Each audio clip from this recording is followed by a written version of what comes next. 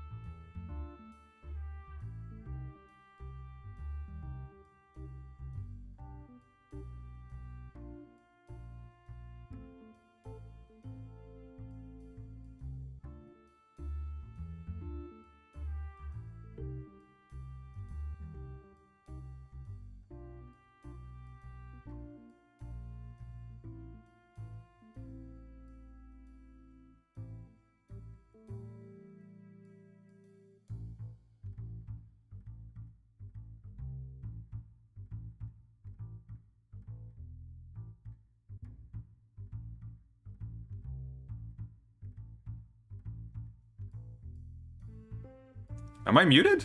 How was I just pressed the button. It was supposed to be unmuted. Did I actually manage to say anything? Ah, whatever, it's fine. You heard me. Oh, what did I... How, though? You couldn't have heard me. That's impossible.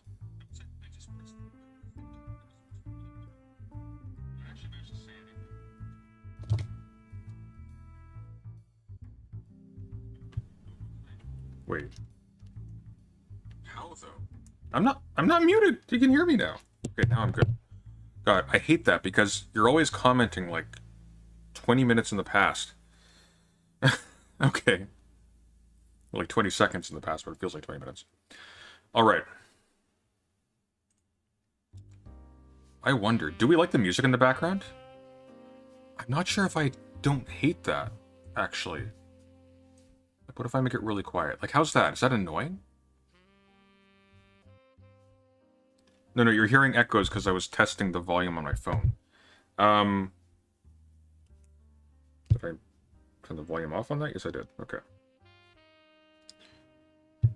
It's okay. Just repeat everything you said starting from 2 minutes ago. Shoot. Someone said congratulations on 6K subs. I said don't congratulate me yet, because we're only about 14 over 6K, which means you can dive right down below that any second. I only counted as 6K once I'm at 6,100. You like the music? Music's good? Okay, we'll keep the music playing then.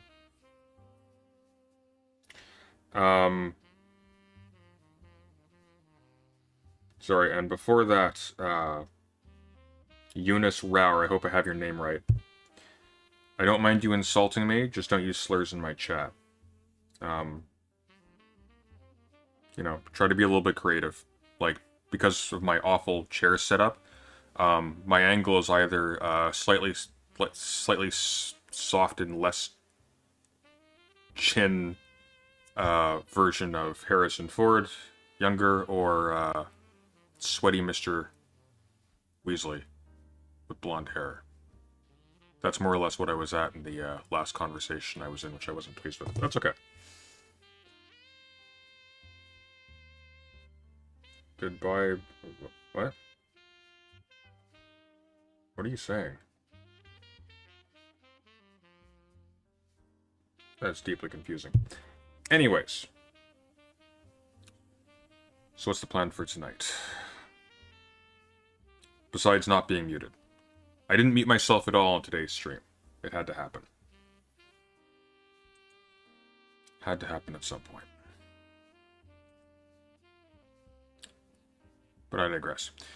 As I was saying, today we're doing something a little bit productive for a change, which you don't typically do on Midnight Oil. Midnight Oil is typically just random stuff. But I noticed this video of Lonerboxes that I haven't actually seen yet. And I thought, that's actually a great opportunity. Let's go through this, and I like Lonerboxes stuff, and I have a feeling it's going to be very strongly argued here, but let's try and poke holes in it. Let's not cheerlead his good points. Let's try really, really hard to break them. I think that would be a cool idea.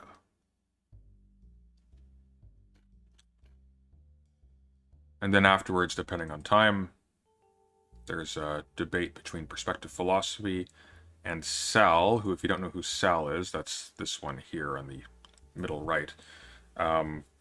Awful, awful individual. He hangs around Cameron for anyone who's sort of in the apologetics, atheism debate sphere. He hangs around people like capturing Christianity and whatnot. Just the worst. And then, of course, with T-Jump and JF. I just hate everybody on this slate. Everybody. Even the subscribe button. I just hate them.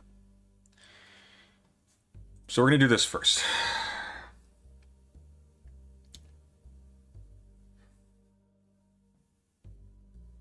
Oh, hi, Charlie. Oh, yes, Titan. That is what we're doing.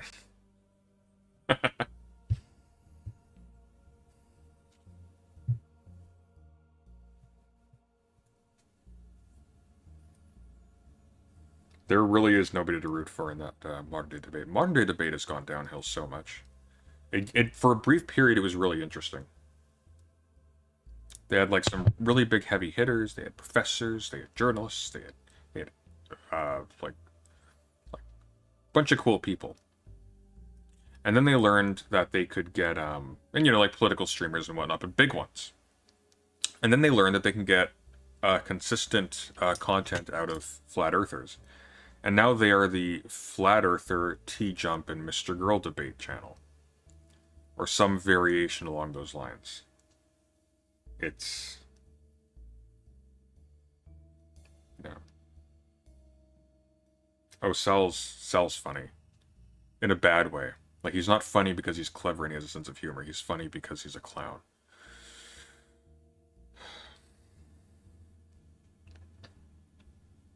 Lonerbox is your favorite liberal besides Burns. Is Lonerbox a liberal? I can kind of see Lonerbox being a liberal. You can be a respectable liberal. I don't have an issue with liberals. The problem is when you take liberalism as sort of a methodological assumption. You just assume that everything is just a variation on how you're arranging things around a liberal subject. Because the liberal idea of the individual and of the relationship between political legitimacy arising from a specific understanding of the individual, that's the essence of liberalism right there. Because every single liberal, like a completely liberal community can still have, for example, states of emergency that arrest sort of like a liberal attitude towards, like censorship or what have you. Even Locke's letter concerning toleration allows the magistrate to put down religious movements and things of that sort if they threaten the integrity and unity of the state.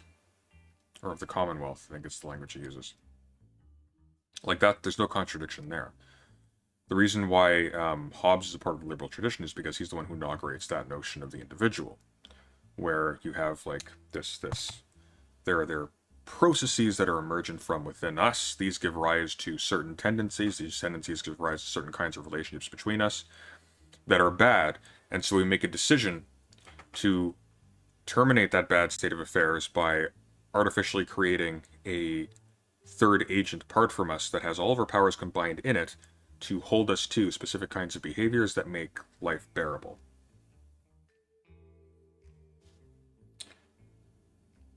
Not liberalism, the liberals' liberalism because they betray... What? I have no idea what you just said there, Zoshalix, but apparently it's a quote, so... Weird.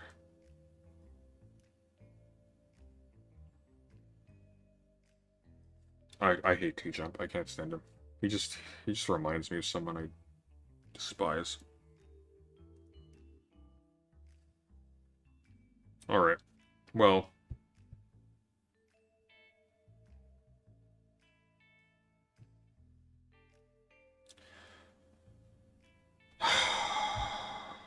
Here, let's loop the music and then we'll begin.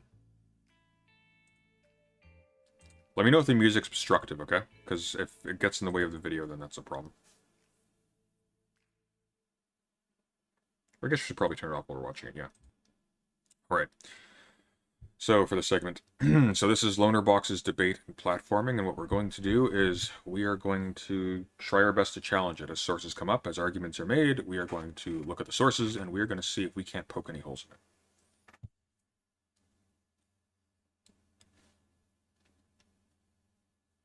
Sound good? Sounds good to me. Let's go. Watching debates.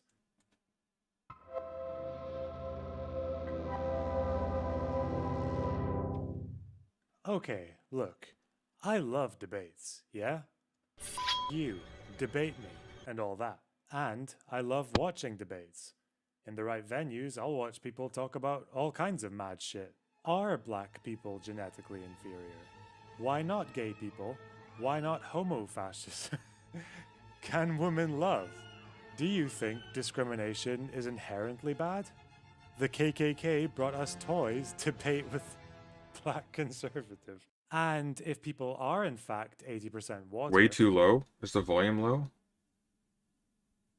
It's at maximum. What the hell's going on? Ugh, freaking hell. Okay, hang on.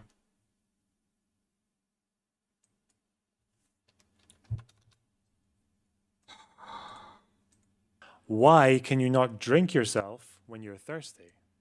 But I'm aware that this position is contested and it's... Okay, hang on 1 second. I'm gonna boost it. OBS on volume is just the absolute fucking worst. Okay. Let's restart.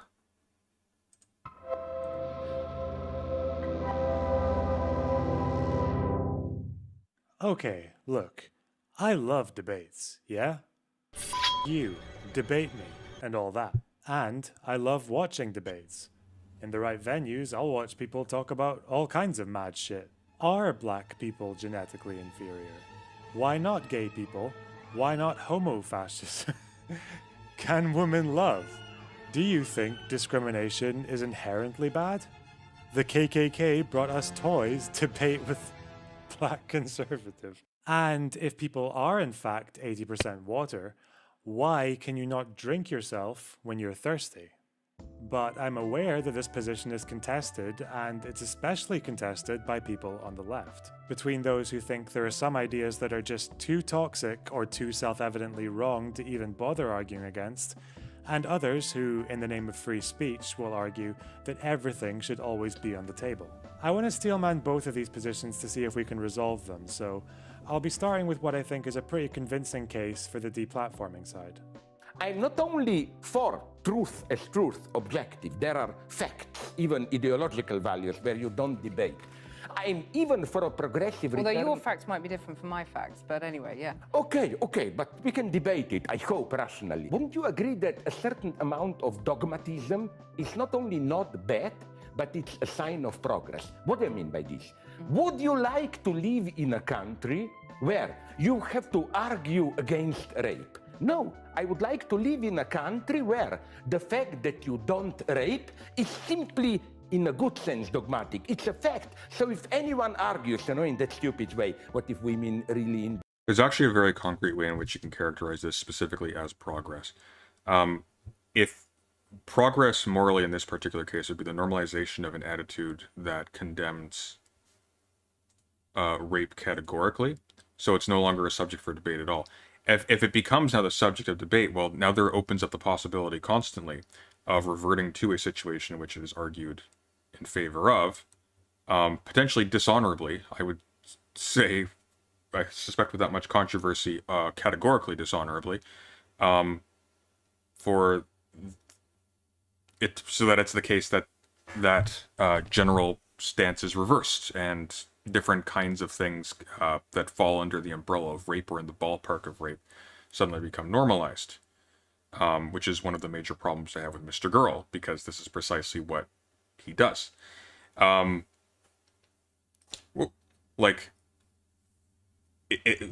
he's talking about as a kind of dogmatism is like, it's like when you're climbing a rock and you lock your clip as you're going up, because you loose it to bring it up. Or no, that's not really how they work, is it? they have a little thing where it catches on the rope if it pulls a certain way. You know what I mean, though, right? Like as you're ascending, you want the thing to lock so you don't go back down. And it's not always apparent that that's actually what's taken place. Like, there are some hairier things, like attitudes towards certain forms of political organization, attitudes towards towards certain kinds of technology, towards, like, imperialism, for example, pride in the expansion of some particular political regime. That can seem like progress, but it's not really, or at the very least, it's easily challenged from multiple angles, whether or not that's the case. Whereas, should certain kinds of non-consensual sexual activity be sort of normalized or not treated as something to be frowned upon, to put it very mildly, that's less so. That makes sense. Like a ratchet, yeah, exactly. Look, I'm a political scientist, not a spelunker. Enjoy it or whatever. You don't even fight him, you just laugh at him. He's a So there are certain facts that are absolutely ideological as thing. well. And Yeah. this is even progress. It's a great sign of progress that, at least superficially in our countries, you don't debate it. Oh, really? Well, that sounds very anti-free speech to me. You mean people should not have to be prepared at all times to argue the philosophical case against sexual assault? Sounds like it's coming right out of Stalin's mouth. A few years ago, a YouTuber and streamer called Destiny would frequently challenge people to argue their case against incest. The most common response he would get was that people were firmly against it, but weren't really able to explain why. I'm sure you could find a little niche situation where incest is okay, but that doesn't make it okay. So you agree? Did you just No, I say don't. incest? You can find situations where incest is okay? Do you agree or disagree No. with that? Because No, that's I what you don't. just said. You just said that you No, can it's find. not. Don't tell me what I said, Steven. I know what I said. Okay. According to Destiny, he did this because he thought it was a good way to gauge whether or not someone had genuinely thought about their positions, or if they're just willing to believe things that they can't back up. So this is effectively the counter position to Zizek's. The idea that anything and everything should always be up for discussion, and it isn't exclusive to online debaters. It also appears to be the position of Noam Chomsky. I don't think the way to deal with neo-fascist groups is to try to shut them up forcefully. You should try to win the argument. It's quite remarkable to see how it works. So take, say, Holocaust denial. In a lot of Europe, Holocaust denial is a crime. In France, there are laws against it. You can't do it. In the United States, it's not a crime. The consequence is that in the United States, Holocaust denial is unknown. There's plenty of it. You know, there's professors, tenured professors at universities who have published books denying the Holocaust. Nobody pays any attention to them. It's ridiculous. Forget about it. It's just crazy business. In France and a lot of Europe, it's all over the front pages. So this is a much more permissive idea of public debate, one that led to a mixed response for Chomsky, who recently found himself aligning with J.K. Rowling after they signed a letter which warned about the restriction of debate in contemporary society. It's no wonder Chomsky is often held up by right-wingers who seem to think that his position on free speech and debate is aligned with theirs. But is it? I've seen Chomsky argue with lots of people. He's argued with 9/11 truthers, conservatives, French people, wankers. But for someone who always insists on the importance of winning the argument, I don't think I've ever seen him really engaging with, say, the far right. Even in his old age, he was willing to debate with these internet personalities, but where was his Richard Spencer debate? Or where was his debate with someone like Charles Murray? I mean, there must be some demand for that kind of shit. And to get an answer to that, maybe we should look at what happened when he was asked by an audience member about his opinion on race and IQ. Last night I saw this Time magazine with the front cover regarding that IQ book that you had mentioned, and I was just appalled by it. No, but because that's I thought pure if I was racism, yeah. a black man in this country, You know, these things are such transparent ideological weapons that you shouldn't even bother arguing about them. We should just understand them transparently for what they are. Well, and the funny thing is, I wasn't even looking for any kind of hypocrisy when I first watched this clip. Chomsky has a reputation for giving very short and very effective rebuttals to bad ideas, so when I saw a video entitled Noam Chomsky, Race and IQ, I was expecting something like that. Instead, what I got was, it's blatantly racist and you shouldn't bother trying to argue with it. And this isn't a one-off statement. In the early 90s, Chomsky famously defended the free speech rights of Robert Faurisson after he was prosecuted under the Gayso Act, a French law that prohibits Holocaust denial. What isn't so famous about this affair was Chomsky's position on debating with Holocaust deniers. I am absolutely certain that I've taken far more extreme positions on people who deny the Holocaust than you have. For example, you go back to my earliest articles and you will find that I say that even to enter into the arena of debate on the question of whether the Nazis carried out such atrocities is already to lose one's humanity. So I don't even think you ought to discuss the issue if you want to know my opinion. But if anybody wants to refute Faurisson, there's certainly no difficulty in doing so. So Chomsky might be against legal prohibition from... I disagree with that. I think when it's a matter of historical record, it absolutely should be debated once. You debate it and you win, and then it's over. Chomsky's being an idiot here. I think the fame went to his head. It's a little bit strange, too, that the author of Manufacturing Consent, or I guess he was a co-author, he was something, would make that point earlier. I think he was just being dumb. Like I think, again, like he's a celebrity. He chases engagements with anybody who will talk to him by the looks of it. Who doesn't challenge him, again, which is what's being said here.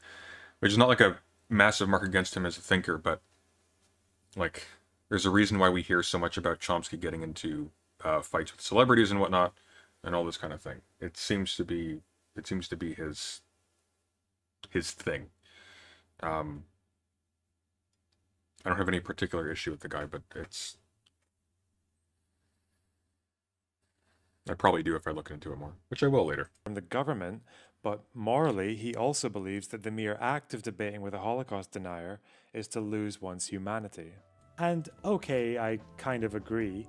After all, if someone doesn't have an argument against incest or race realism, that doesn't automatically make the incest advocate or the race realist correct. I want to elaborate on that first, because I think I lost track of what my point was originally. I think it should be debated once, or like to the point where your case is established. Because unless, of course, we're talking about like, if Holocaust denial is the dominant position, you debate it as much as you can. If it's a minority position that is already out of grace and nobody respects Holocaust deniers, debate it once and then move on, because all you're doing by debating it again and again and again is, again, giving the Holocaust deniers mulligans. Maybe they can try this tactic, maybe they can try this tactic, and that's it. But I don't think Chomsky is necessarily being a hypocrite here. Nor do I think his position is completely incompatible with Zizek's. Could it not be the case that there are some venues where all things are up for discussion and then others where dogma and limitations are acceptable? Like, if you're going to turn up to an incest debate, you should probably be expected to have some arguments.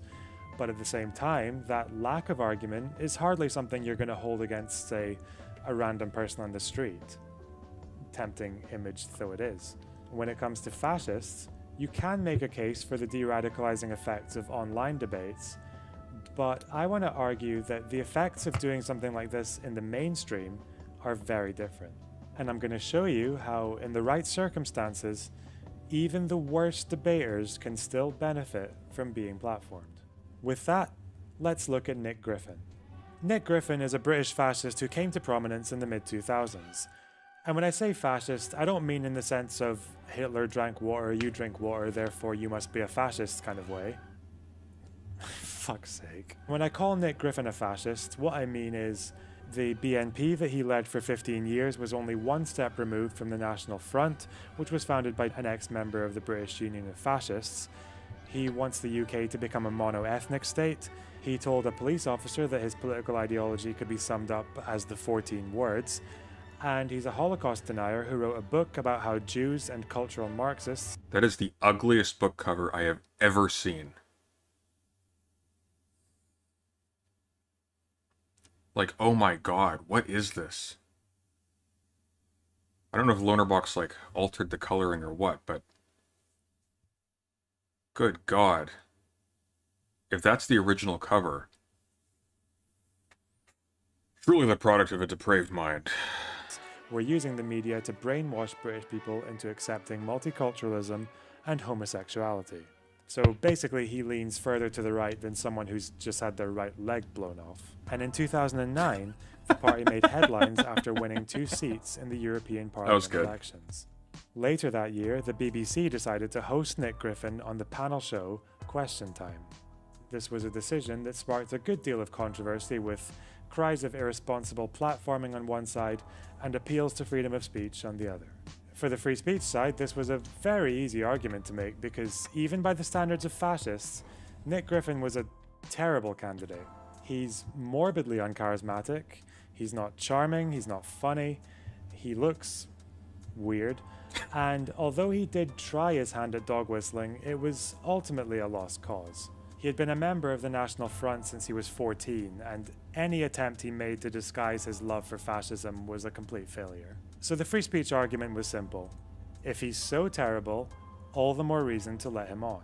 Sure, he wants to build a fascist ethno-state, but that doesn't mean he can't participate in democracy, right? Just get him up there and make him look like a complete twat. The decision to have him on went ahead, and sure enough, it was a disaster. The day after, Nick Griffin immediately filed a complaint against the BBC for hosting him in ethnically cleansed London, he means cleansed of white people, where he described the panel and the audience as a lynch mob that had the explicit aim of making him look stupid. Which, true enough, they did, mostly by letting him speak. I shared a platform with David Duke, who was once a leader of a Ku Klux Klan, always a totally non-violent one, incidentally. My ancestors wouldn't get, slaughtered in the concentration camps. But here sits a man who says that that's a myth, just like a flat world was a myth. How could you say that? How could you? Can I answer those 3 points very briefly? Firstly, with that one, I cannot explain why I used to say those things. I can't tell you.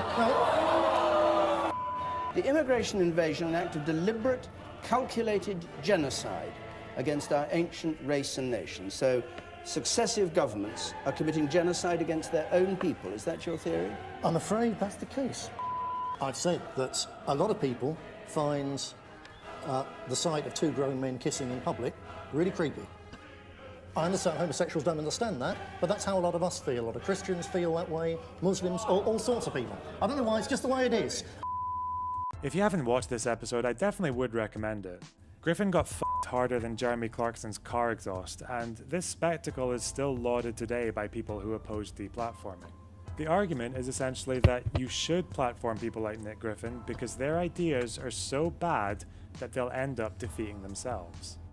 Give them a platform, and watch as they turn that platform into their own tomb. Even as recently as last year, the episode was referenced in a Daily Express article which argued that Griffin's appearance on Question... This is why Lonerbox is so good. See, again, we're over halfway through. Maybe we won't get to that. I guess we are over halfway through. It's not going to be many examples.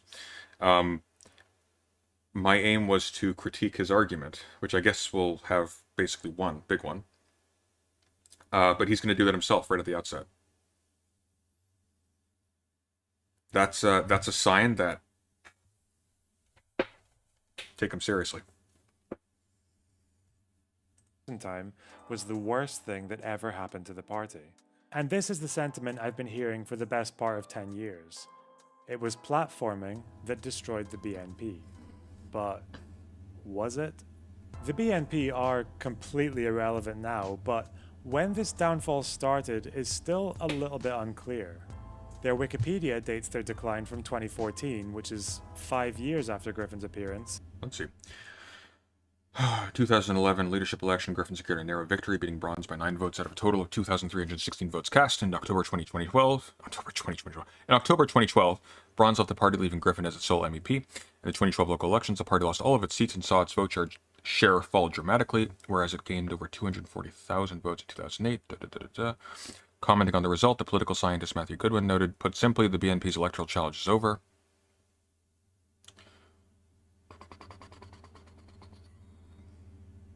The party blamed the UK Independence Party for its decline, accusing the latter of stealing BNP policies and slogans.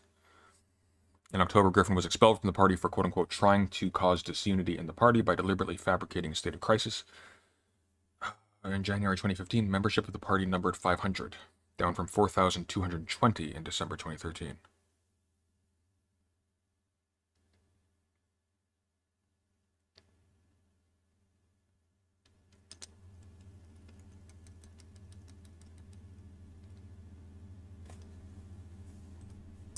But there was evidence of this beforehand. For example, in 2010, they started losing members after their leaders were accused of financial corruption. The Question Time episode was the biggest event for the BNP. It was seen by nearly 8 million people and extensively reported on afterwards, but I'm a bit skeptical of the idea that this is the thing that damaged the party. Here's what might have happened, though, right? Like, that embarrassment might have drawn a tremendous amount of attention on the incompetence of these major figures, and that might have drawn attention to these other things, so that decline was, exploded after that. That's possible.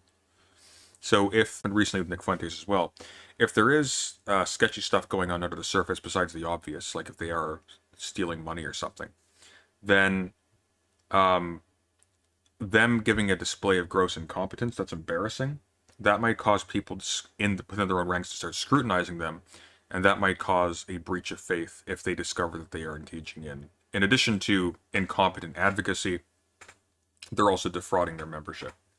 So that's a possible off effect of that. Mostly because it's false.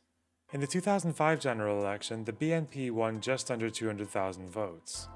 By 2010, just a few months after the Question Time episode, they won over 500,000, making it the most successful election result for a fascist party in British history.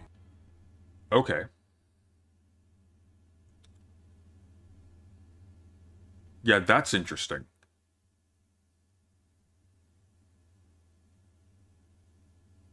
Hang on, let me rewind that quickly. I want to make sure of this. In the 2005 general election, the BNP won just under 200,000 votes.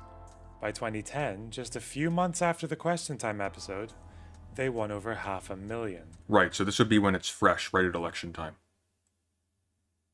It's inconceivable that that caused a significant dive in their popularity. In fact, it might have had the off effect of making them a real presence. Because even if they find this particular individual, it's sort of like with Trump, right? Even if they find this particular individual embarrassing, if there is a poverty of choices, they might choose someone nonetheless who represents some subset of things regardless. Yeah.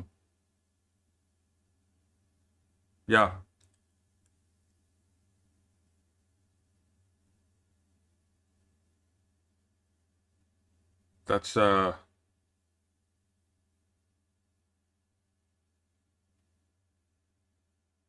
was savage. That was...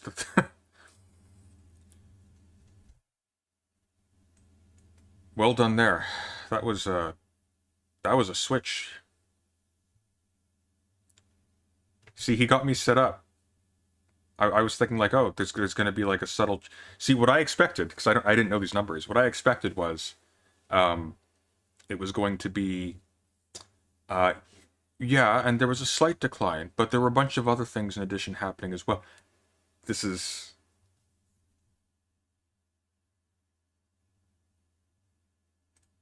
Making it the most Bravo. successful election result for a fascist party in British history. A YouGov poll that was conducted just a few hours after the show aired found that voting intention for the BNP had actually increased by 1%. Fucking hell. Egon Spengler knocking out of the park.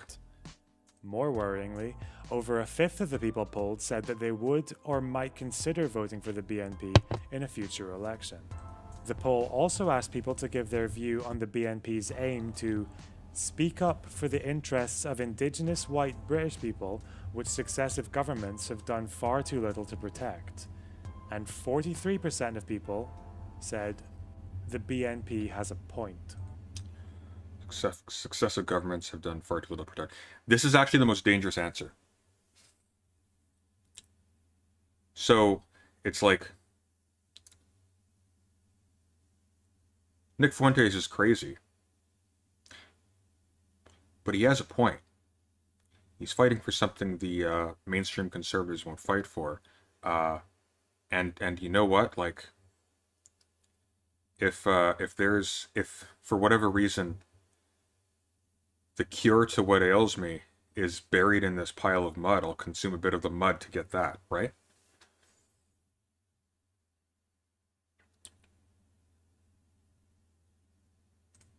Even the BNP website claimed that the BBC appearance gave them the biggest recruitment night in the party's history, with 3,000 people asking to join. Look, case in point, like on the Destiny and Cozy thing. By the way, nobody brings this up. So the explanation that everybody gives, that absolute useless moron erudite gave, for why Destiny was advertising that he was going onto Cozy, is that he's going to get his hands dirty, he's going to venture out into Mordor, and he's going to pull the orcs back. But if that were true, then explain this additional apologetic for Destiny going onto Cozy. He hasn't streamed there yet. So, he advertised it, but that's all he did. He didn't even make it's one thing if you're saying like, well, he went on there, he made a bit of an error in judgment, and in the process of actually trying to argue these people out of their positions on their own turf, just out of an excess of hubris, his heart was in the right place, he just failed. Okay, that'd be criticizable because it's stupid, but it's like, okay, you don't hate the guy for that. But he advertised them. And then when Nick Fuentes, I keep saying Fuentes, I don't know why I want to say Fuentes so much. When Nick Fuentes suddenly started getting into a bunch of embarrassing stuff with everybody around him, suddenly that goes cold. Oh, we're not interested in Cozy anymore. And what's the justification given by Destiny ultimately? Well, if I get knocked off of these platforms, where am I going to go? To BitChute.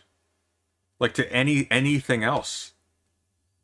Go to fucking Dailymotion. They'd love to have you, I'm sure. Vimeo.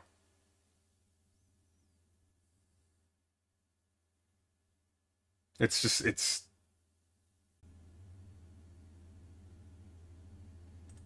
I would take that last statistic with a pinch of salt, but it's pretty clear that this did not damage the party.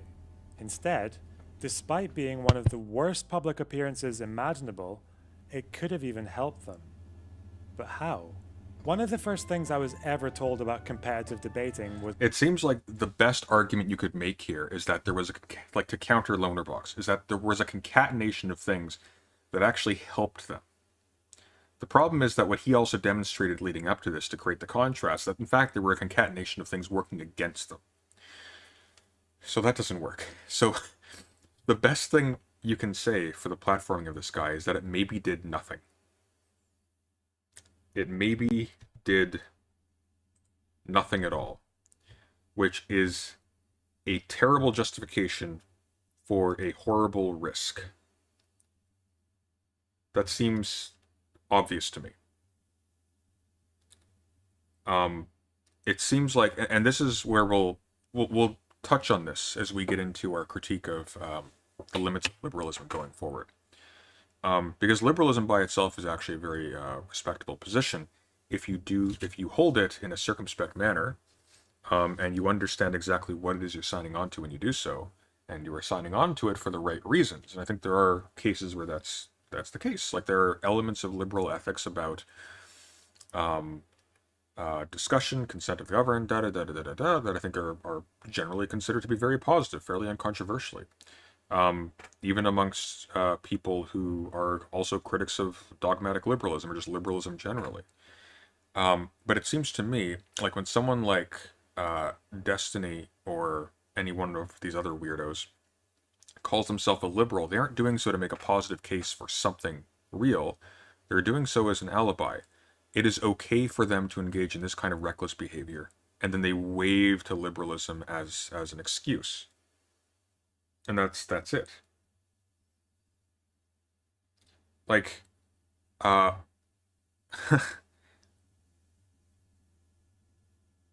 that's not good enough.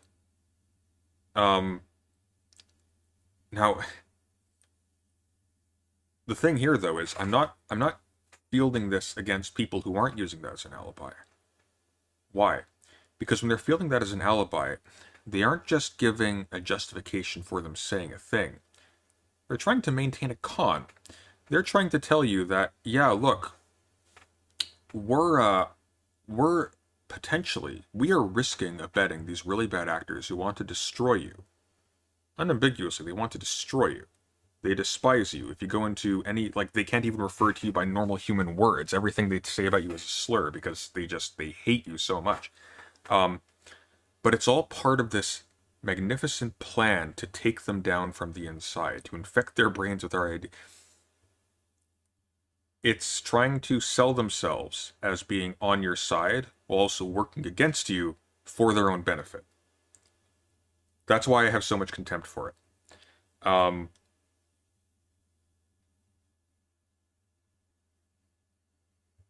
So, like, again, it's not stupidity. It's actually guile. Now, the stupidity follows from them not actually caring about anybody, because there's a point that people don't tend to catch on to because we've glamorized narcissism and sociopathy in media depictions of cleverness, but it takes pains to know things and to do things well.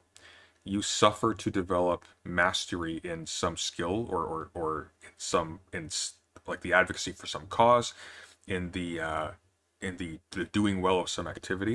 And if you don't love anything, if you don't care about anything, you're not going to be good at doing that.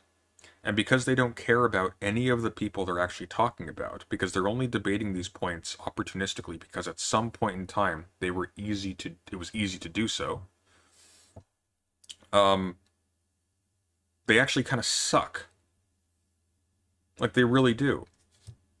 They get away with sucking because while you're arguing a point that people are in favor of, especially if they know it's for a just cause, then people will tend to back you up despite the flaws in your arguments because the purpose of it, its success is more important than the validity of the argument itself in that one given moment.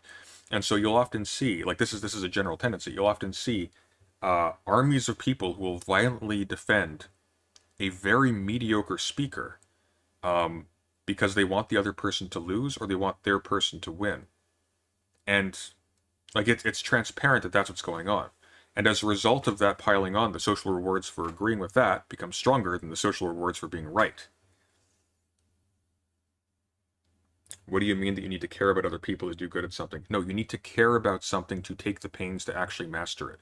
The problem is that the advocacy that a lot of debaters do in this space is the positions they take are opportunistic. They take them because they're easy. They're easy precisely because they don't have to try or learn very much in order to take them up. But as a result, they have no loyalty.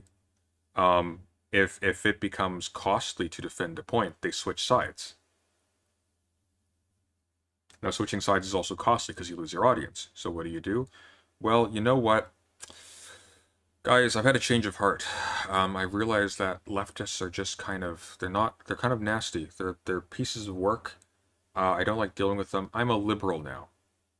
And now, because I'm a liberal, I can have nice, friendly conversations with people like Nick Fuentes and Lauren Southern, and that's fine because, you know, I'm trying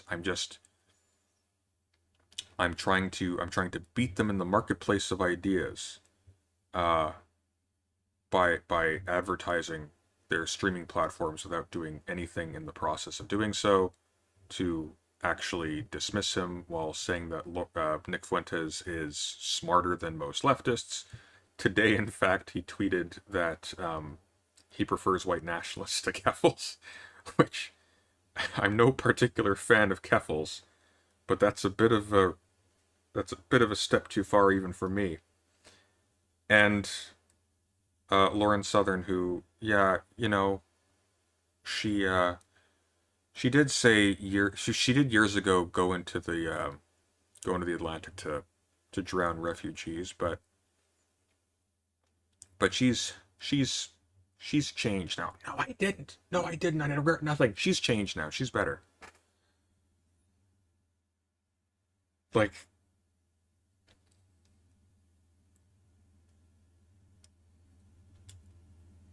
they're just the worst. They really are. They're just the absolute fucking worst. Like, I can't be the only one to notice this. Look, I was, among other things, I think my biggest crime in my conversation with Erudite was that I was deeply unphotogenic. Like, oh my god, this fucking chair. When I'm stressed out, I lean back. I lean back because I try to think really fast. When I think really fast, this is my thinking pose. And you know how that looks like? It's like, oh great. Yeah, that's how I look when I'm fighting against Lauren Southern wannabe. That's great. That's fantastic. But she was dumb. Like, astonishingly dumb. I don't think I've ever spoken to someone that stupid in my life. That was actually incredible. And there's a reason for that. There's a reason somebody reaches that stage in their life and they are that unclever and unsophisticated. And it's because becoming so takes work. And working really hard means you have to care about something. And I don't think she gives a shit about any of it. Oh, she's not the smartest Destiny Orbiter. God, no, not even close. No, she's a bonehead. Lauren Southern is orders of magnitude smarter than her. Lauren Southern is smart. Evil. Not like academically smart. She doesn't know very much. But clever. She's not clever. I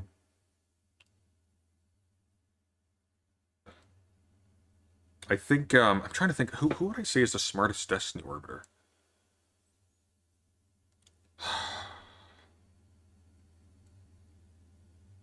It's hard because Destiny seems to, like, just collect frauds and morons like flies.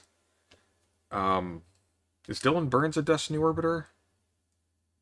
I don't know if he's that smart. He's not stupid, definitely.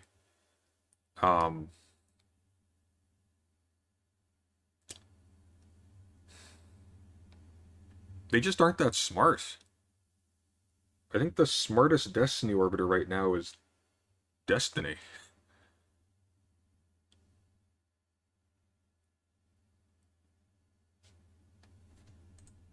Was that making the best arguments wasn't really the thing that mattered. What was much more important was being able to sell your arguments. And whether they're on the left or the right, every big debater that you watch is aware of this.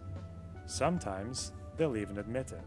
And the third reason to discuss an issue with somebody on the left is in a situation like with peers, which is there's an audience, and if there is an audience and the person's closed-minded, then your job is to beat them bloody. Your job is to take them down and humiliate them in front of as many people as humanly possible. Now, of course, that doesn't mean the arguments don't matter. If you asked Ben Shapiro... Okay, so here's the thing. And by the way, this guy, smartest Nazi political theorist that exists, he made the same point. You need to stamp certain actors out. Oh, not just him, by the way. See, that's Carl Schmitt. That's a Nazi.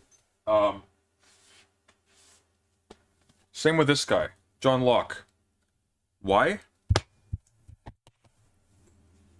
Because liberalism has some very obvious baked-in limits that even every single liberal political theorist who actually understands the bases of liberalism,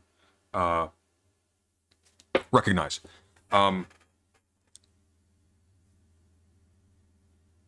Nature isn't liberal. A liberal space has to be created and sustained by human decisions and conventions. If those conventions are flouted, if you manage to introduce war into this, like between institutions or within institutions so the thing breaks apart, you no longer have the conditions of liberalism. Liberalism requires some kind of body to determine when a normal situation is in place and when it is not. So there will always be at some point a decision. These sets of things, talk amongst yourselves, debate, whatever you like, but as Kant says, obey.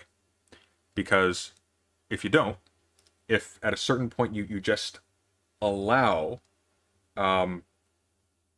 anyone with the capacity to speak to build a following around destroying the membrane that keeps all of this together, it's I mean, this is obvious. This is like the basic. It's not even it's not actually. So it's not the paradox of tolerance, like with Karl Popper. That's a systemic analysis. That also makes gestures towards the necessity of the decision. But the crucial point is the conditions of liberty require repression. It requires some kind of maintenance of a rigid structure that not everybody likes, which is a fact.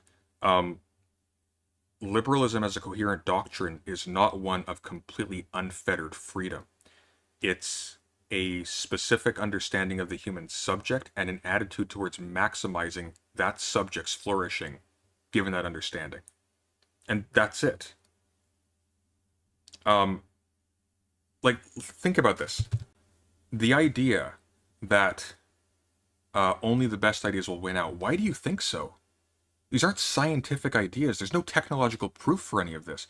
The only thing that governs the outcome ultimately. Like, does anybody think for 1 second that Destiny sat down and just, like, studied just the Stephen Jay Gould for just hours and hours and hours, and then looked at all of the texts that are contradicting him, and he just spends all of his time. He just reads studies on the relationship between race and IQ and the concept of race and all this kind of thing. Like he's got a doctorate in this. No. He picked out studies because he prefers a specific outcome for whatever reason. I suspect a combination of a general liberal predisposition against disparaging people on the basis of characteristics apart from intellectual, as well as the opportunistic value of taking that stance in a culture where that is the dominant position, which is a good thing. But he didn't arrive at that position or at those preferences, or nor did the culture arrive at the ease of that stance, because we're all just constantly testing our ideas. Like, how often do you spend, how much time do you spend testing your ideas? You don't. You spend most of your time working or playing video games or watching YouTube or sleeping or whatever. This isn't a laboratory. There's no test for, like, how do you test that fascism is a bad idea? How do you test it? Well, as it happens, we did.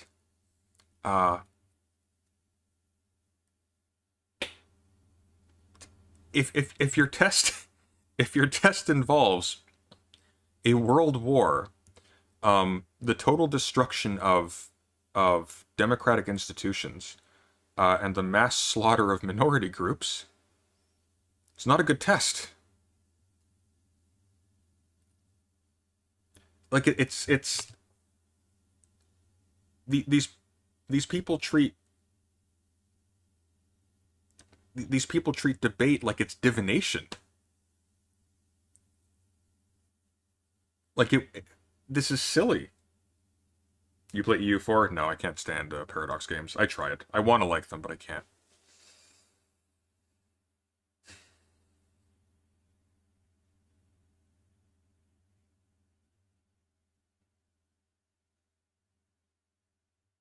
Yeah, exactly. Like how Reddit needs constant monitoring. And furthermore, most people aren't actually invested in the best ideas winning out. People are yours truly included, and everybody in the audience, fess up.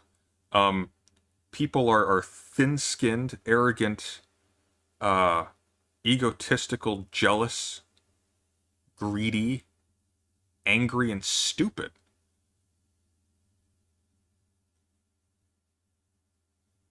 Like, the argument that you need a space where a range of possibilities, even paradigm-challenging possibilities, can be discussed openly and freely in order for progress of a technological or like an increase in sophistication for that to take place. That's true.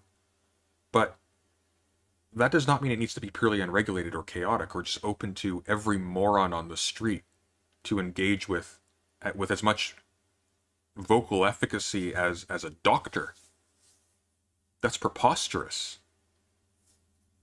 For one, if the decision as to what is the best idea is democratic, then almost by definition, the least expert body will always decide in the favor of its own ideas.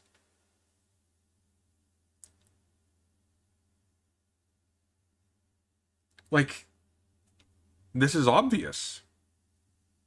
And these people aren't stupid, of course. Like, the people we're talking about, Destiny, etc., they know this. This is just an alibi because it makes them money and they enjoy it. And they have contempt for the people who point out that, hey, this is dangerous. Because they don't care.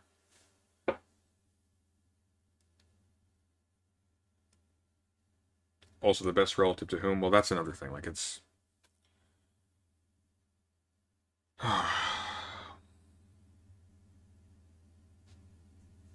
Let's continue. About that clip, he'd probably say that he's only able to humiliate leftists because his arguments are better. But that really depends on who you're trying to sell your arguments to. So when Nick Griffin found himself on a platform in front of 8 million people, who was he trying to sell his arguments to?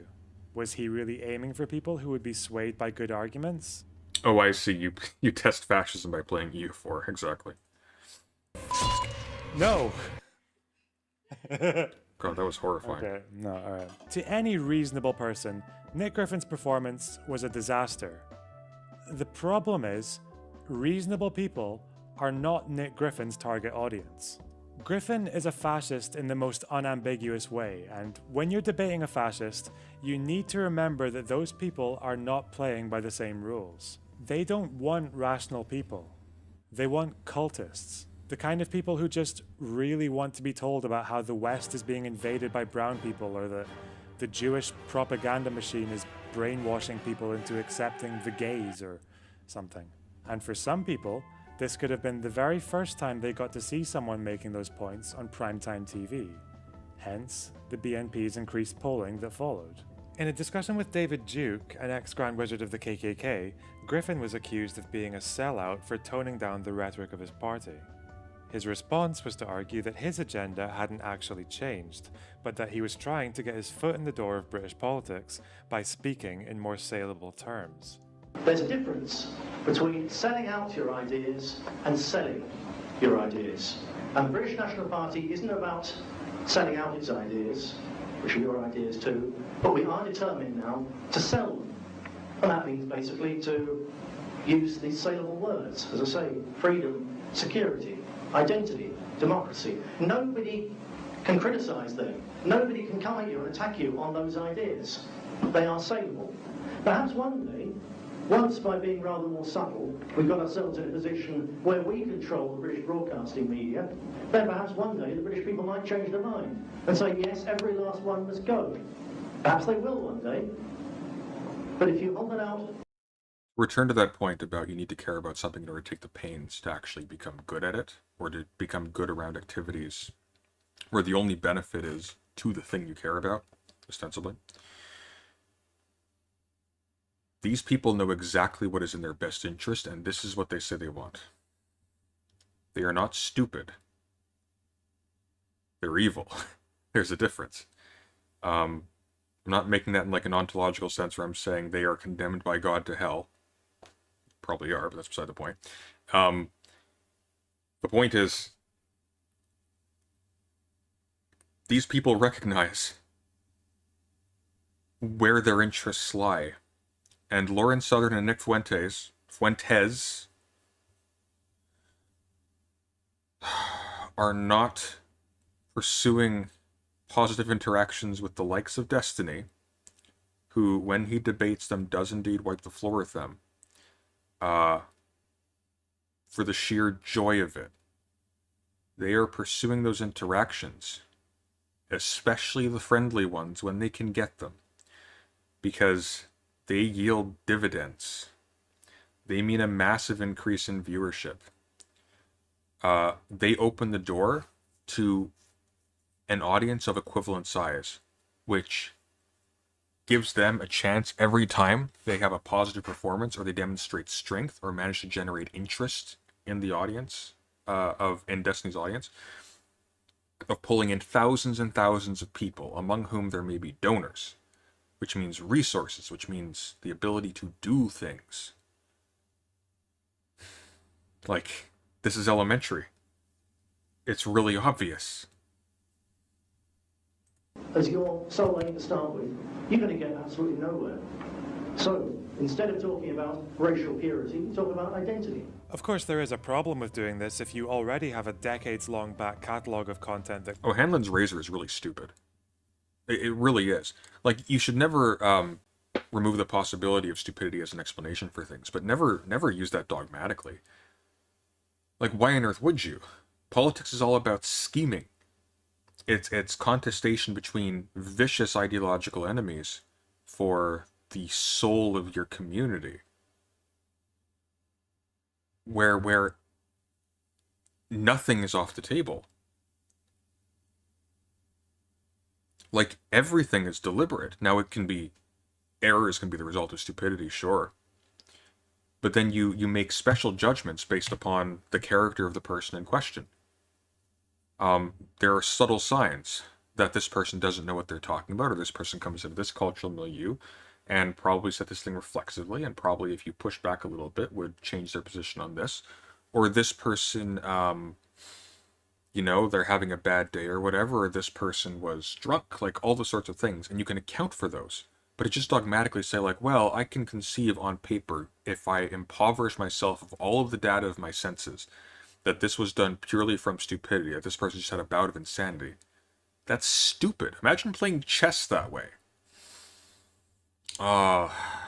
He's just given away his bishop. Stupid man. It's like, no. That could be a trap. That might be bait.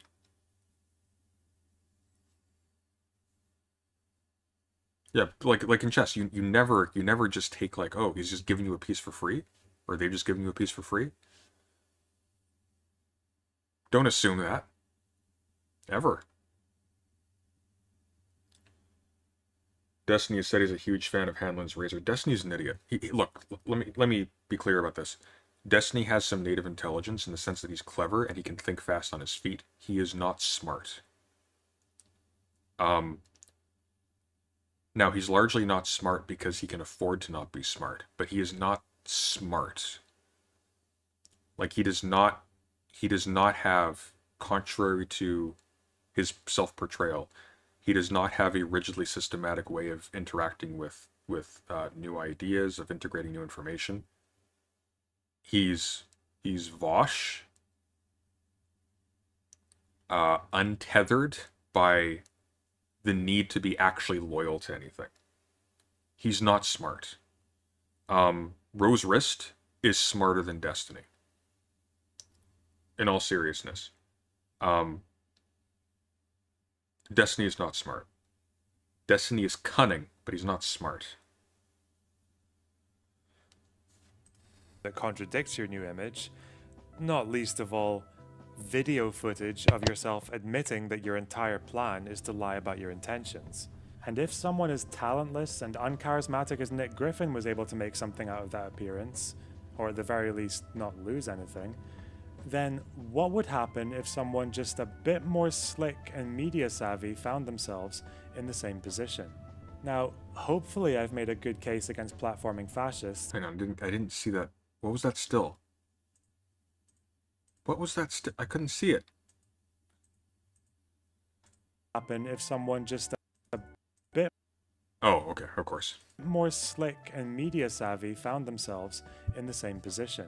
Now, hopefully I've made a good case against platforming fascists, but I should stress that this argument is pretty specific to the mainstream. The problem with a program like Question Time is that the panels are made up of politicians, journalists, and mainstream public figures. These are people who probably don't have that much experience interacting with fascists, nor should they be expected to, any more than the average person should be prepared to explain the superior mirage effect to a flat earther. But I do think there should be some venues where these debates should happen, if for no other reason than for free speech, you f***ing woke Nazis, but also because the consequences of debating fascists on YouTube seems to be a little different. It doesn't legitimize them in the same way that sharing a platform with elected officials does. It puts them up against people who are more versed in those kinds of discussions, and the evidence does suggest that they have the potential to de-radicalize audiences. It can. It can. You can fail at the debate. That is actually a perfectly possible thing. And people have done so. Like, Jangles has gotten a lot better recently, but I remember one of Jangles' early debates with the distributist. He actually went silent midway through his intro because he didn't prepare a script.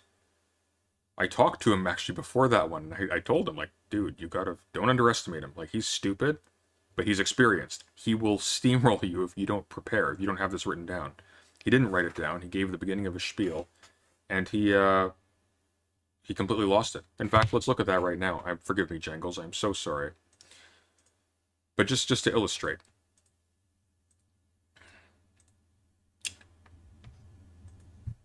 Because there is no guarantee that you will win just because your opponent is wrong.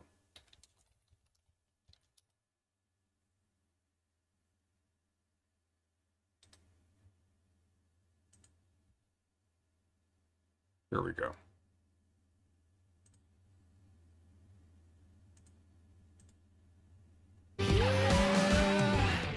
Oh god, their audio is terrible. Not their audio, their music. I hate that intro. I just hate modern day debate thoroughly. They're just the worst. Coming up, for example, you'll see at the bottom right of your screen. So one. For some reason, go by Jangles on the internet. You could. Are there timestamps? There must be timestamps. Jangles opening. Here we go. Yours. Excellent. All right, so I think Dave was definitely right. We're gonna have to do some communication to figure out like what exactly we're going over. I mean, obviously we are not saying that there should be no regulation whatsoever. It's just should the government be able to step in and like prevent censorship by big tech? So we'll get into that, I'm sure. So for what it's worth, I think no, the government should not be able to force platforms to host content they do not want to host. I do not like the idea of unelected billionaires deciding what parts of my speech are not fit for public consumption, but I like the idea of a farcical and contradictory, politically neutral form of content moderation being enforced by the government a whole lot less. Yes, platforms often enforce their TOS inconsistently and without much transparency. Yes, platforms have an enormous reach in today's world and hold much sway over the public conversation. Oh, you know what? I think he did better in this one. There was a previous one that failed. Hang on, let me find that quickly. Because the distributor's camera went out, and he was just unable to... Let's see here.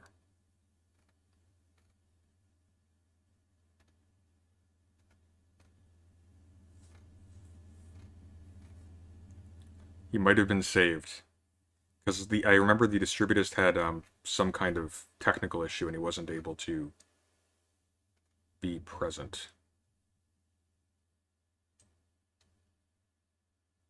Let's see. Maybe this is it.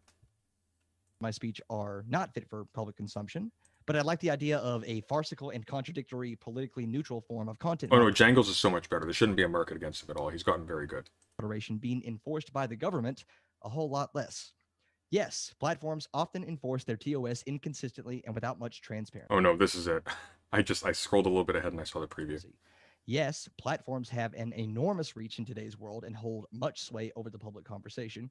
And yes, platforms should be held at least partially responsible for actions made possible by their avenue of communications. But these problems are made worse, not better, by the government stepping in to prevent these private platforms from cracking down on the content they allow. Much of the censorship these platforms are engaging in has to do with the rampant spread of misinformation.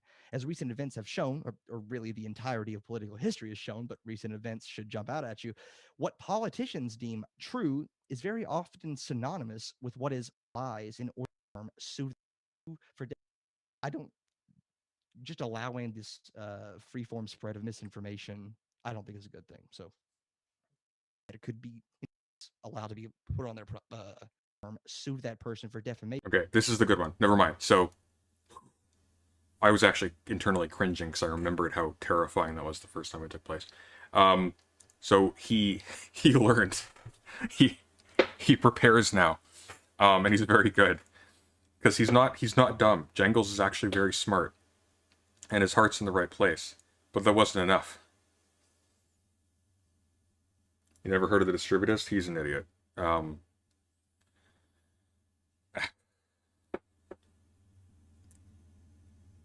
Is he a Nazi? He's not a Nazi. He's a NRX guy. End of the day, functionally very similar in terms of what they vote for, but in terms of, it's so boring. He just really is the most boring person. Destiny actually argued that in his Digibro debate, no guarantee to win even if your opponent's wrong. Yeah, that's true.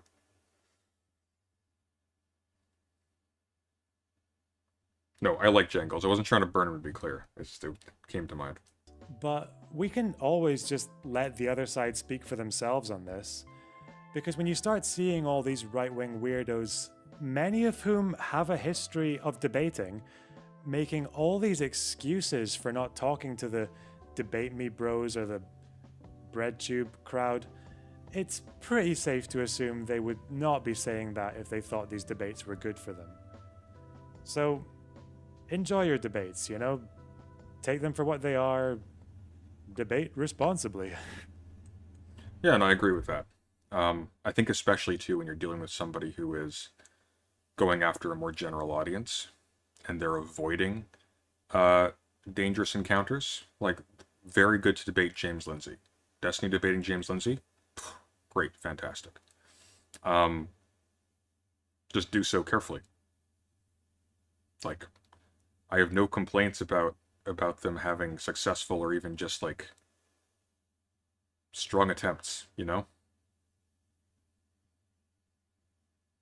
Doesn't Digi have a new name? I don't know who that is.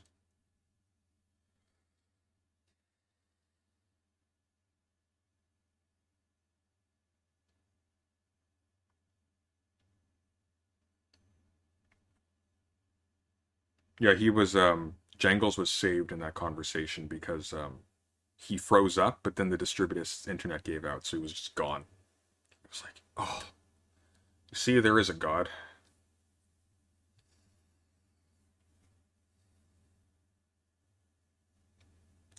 If you want to know who the distributist is, I have some takedown videos of him in my early backlog.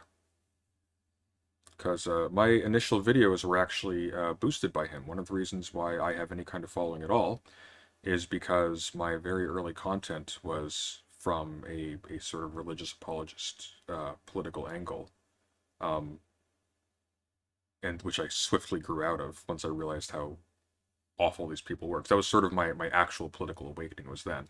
I had like sort of a general political philosophy background, but my education was really just about to take off.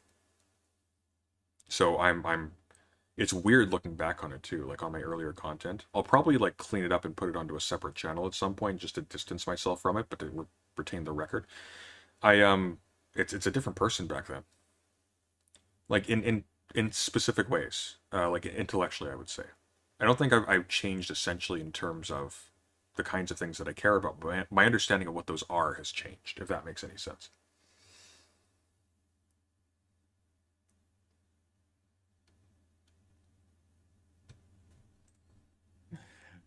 Okay, bye. Bye. Alright, well that was good. A little sparse though. It was just on that one example, but it was a really good example. We're going to have an interesting conversation tomorrow when we go over some actual studies on this. We're going to be looking at a few things. Let me quickly pull up and see what we're going to be looking at tomorrow. You won't see it, I'm just looking at a chat because I have somebody helping me compile these. Who's in the chat right now, and I believe it's extraordinarily late for them, so I appreciate the diligence. We're going to be looking at some studies on the censorship of ISIS recruitment efforts on Twitter and the outcomes of those. We're going to be looking at, of course, like the standard studies on the outcomes of Milo Yiannopoulos and Nick Fuentes' bannings.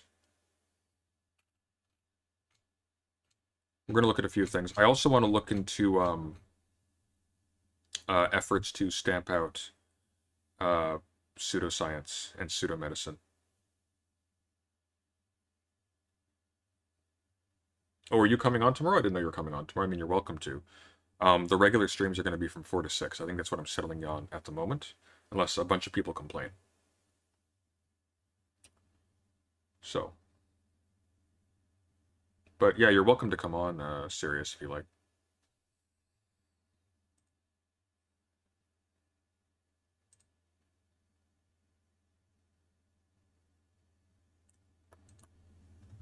I'm out of coffee. It's 12:35. Do I want to continue? The debate's long. Let's watch a little bit of the debate. And then we'll call it. And I have to get this thing off. It's way too hot in here.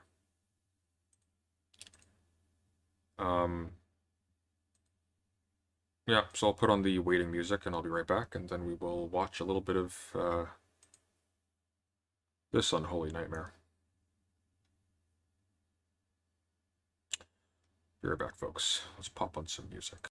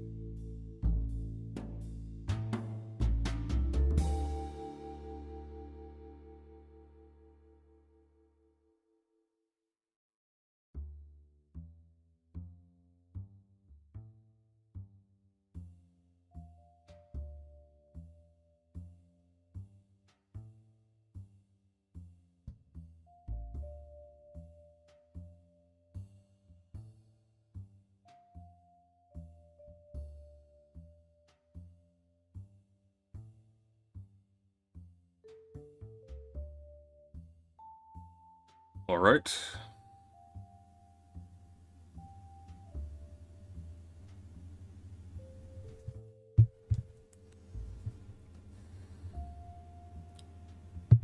This is going to be awful.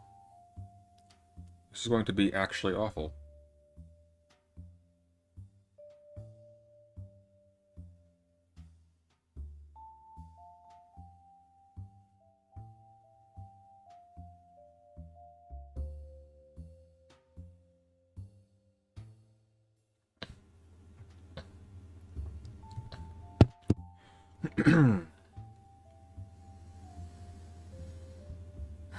All right, God for Harry, England, and St. George. Let's do it.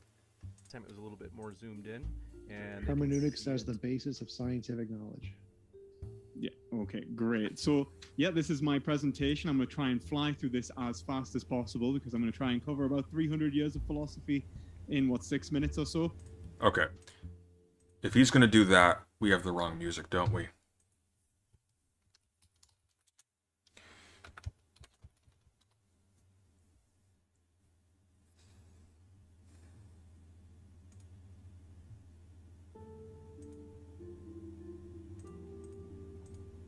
So let's just do it. So to start off, I thought that would start with a Kant quote, which is essentially that this is a tribunal.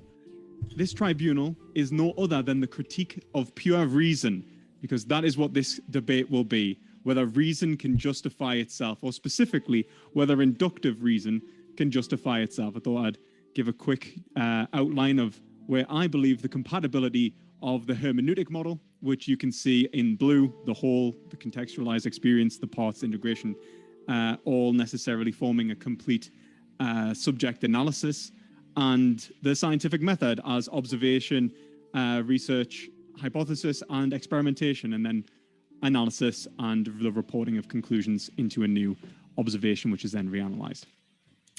So, unity... What the hell did that explain? What was the point to that? That was unintelligible. Like, he just... That wasn't a presentation. I mean, and you presented something, just, That's not...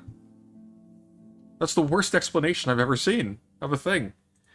As the key of scientific method, I'm taking that the uniformity of nature that is present in all modes of scientific thinking.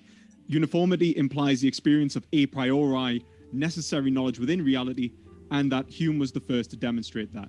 So now we'll have what is called induction versus deduction. To give a quick outline, inductive arguments are judged on their strength, deductive arguments are judged on their validity. An inductive argument would be... This is the most horrific presentation I've ever seen. This is unintelligible. Like, just a format. It's painful to read. And why does it have the background of, like, the preview for Disney VHSs in the late 90s? Akin to saying every P I have observed has been a Q. This is a P, and therefore every P is a Q. Or all birds I have observed fly. This... Okay, every P is a Q. He is now called correspective philosophy. This is a bird. This bird can probably fly. They are probabilistic arguments and not necessary arguments. You can't say that the conclusion necessarily follows, and it actually adds something to the premises. A deductive argument is quite the opposite. It is necessary. Every P is a Q. This is a P. Therefore, this P is a Q. All men are mortal. Socrates is a man. Socrates is mortal. I don't think anyone would necessarily have a problem with that. This is literally just inductive versus deductive arguments. So the problem of induction. The problem of induction is, how do we prove induction? The issue with induction is that it cannot be proved deductively, since the conclusion adds to the premises, and in other words, conclusions do not necessarily follow. Induction cannot prove induction, since it would be circular and just an assertion. So some probable responses. How do we know what is most probable? Probability. Like, how do we know whether... It's fine. How do we know... apparently there's no video on my side, actually. I'm sorry, one second.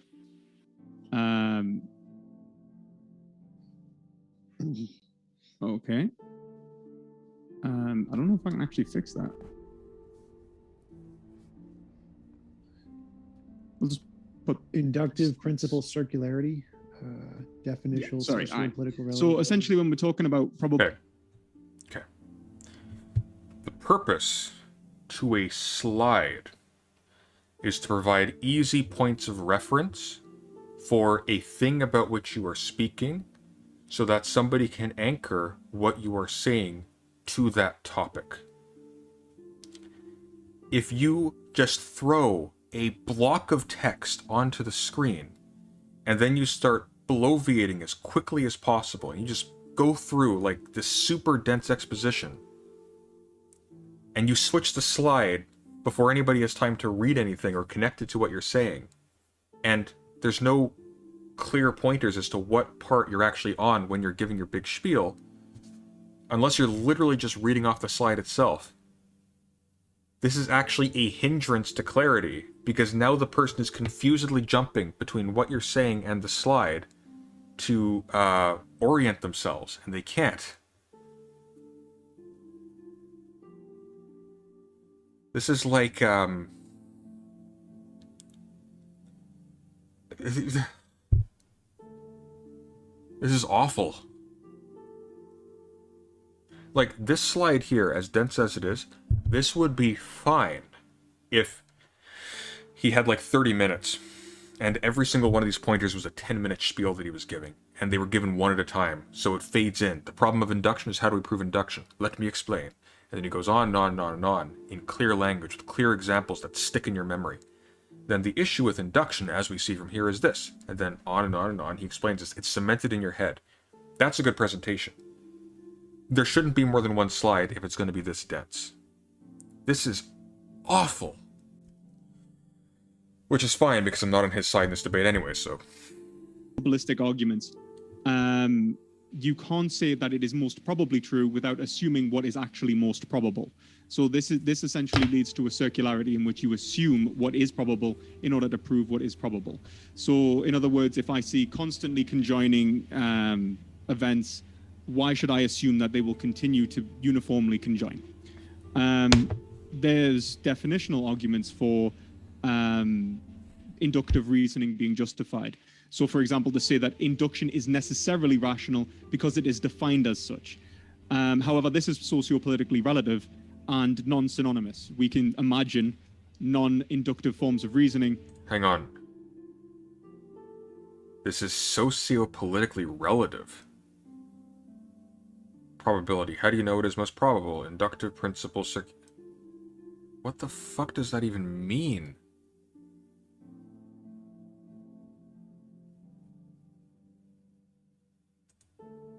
And even modes of reasoning which are not implicit within our current paradigm. You know, you find maybe someone in a different continent may reason based on spinning a bottle, for example, and that would be definitionally rational from this position. And then there is the pragmatic account. No, in which... no, that's not true.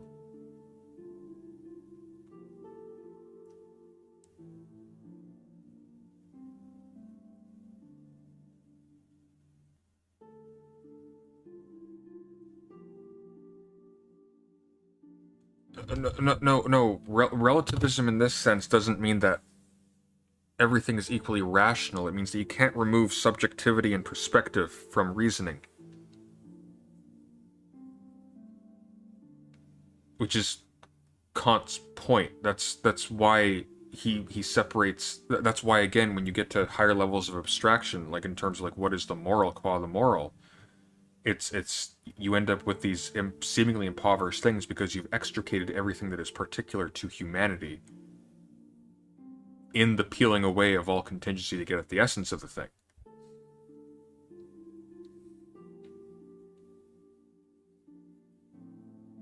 Oh my god.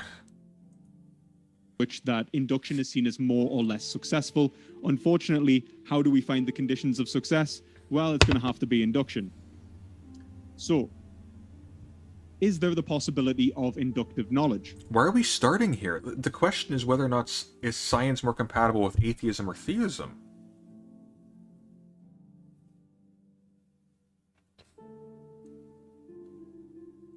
Like, Kant argues we can't know things about God.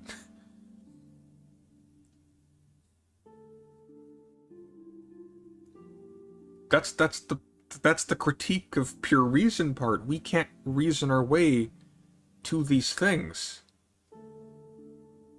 Like, we have strict limits. We have our capacity to think and experience and take in new information. That's conditioned by the forms of our intuition, i.e. how we take in and represent stuff to ourselves. And obviously, like, if God is external to those, then we can't think him in those ways, or we can't, like, reason ourselves to him, or sort of encompass him. Or it, or whatever is the appropriate language. Oh, did he butcher something? I can't tell if he's butchering anything, because it's so... It's just like a deluge of words. Like, I can't tell if his argumentation is completely botched anyways, because it's... it's too much.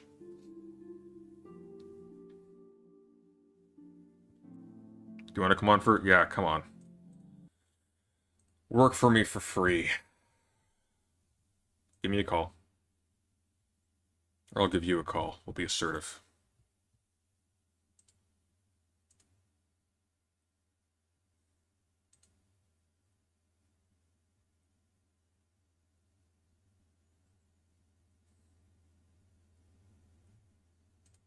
Hello, hello. Can you hear me? Just barely. Can you get a little bit louder? Sure. Hold on. Let me get on to... Actually, you're okay now. You're okay now. It's okay. I'm okay now? You're okay now, yeah. Okay. Just stay close to your mic, because you're kind of fading out when you stand aside. Yeah. This just really, really pissed me off, because he's completely butchering the pragmatic account of induction. The pragmatic account is not just, like, what's most successful. Yes. Like, because, as he said, that is... Oh, fuck, you're right. I completely missed that. Sorry, continue. No, Yeah. I know what you're talking about now. Yeah, so the pragmatic account of induction is not like, oh, we define it in terms of success. It's, if you consider two possible worlds, right? There's only two possible worlds that we could be in. We could be one where induction is a reliable method of coming to conclusions, and one where it's no better than guesswork. And it's kind of like a Pascal's wager, basically, but, like, actually, like, good, where... You know, we either trust induction and we're in the world where induction works, and then therefore we're on the right path, or we're in the world where induction is no better than guesswork, in which case, who cares? Either one would be just as good as the other. So we're justified in believing inductive arguments because like, there is no utility, like, even theoretically, in relying on guesswork. And in addition to that, like, the notion of knowledge is essentially what I guess contributes positively to a system and allows for further, like, development and whatnot. That's where the whole philosophy of science of people like Rorty comes in. Yeah, that was a really elegant way of putting that. Thank you. You're welcome to stick around. Let me share the video with you. I can't stick around, dude. It's so late. I was literally in bed, man. You know what? Wait, hold on. I need to get on my computer. Howard, no, dude, stop. No. Hey. No. All right. You were gonna go to sleep at a normal time because tired is stupid, and I need you on point for tomorrow. Okay. So have a good night. Thank you very much though for coming on. I appreciate that. Yeah. That just, like, triggered me so much. Okay. All right. Yeah, me too. Now that I know about it, thanks for that. You ruined my whole night. Take care. Right. Bye.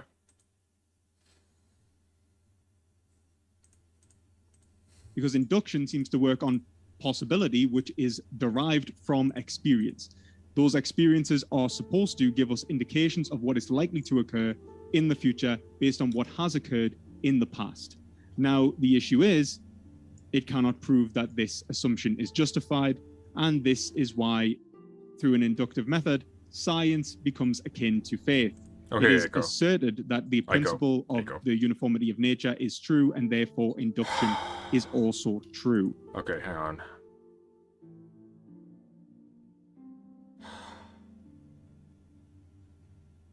Oh my god. Why are you doing present? This is not how you... Sal has a presentation too. Okay, I need to see Sal's presentation. Perspective philosophy is unintelligible. Let's see what's sell. This guy is such a buffoon. I'm actually excited for this, morbidly. And half of the theist openings. Okay, so I'm gonna share my. It should say science is more. Correct.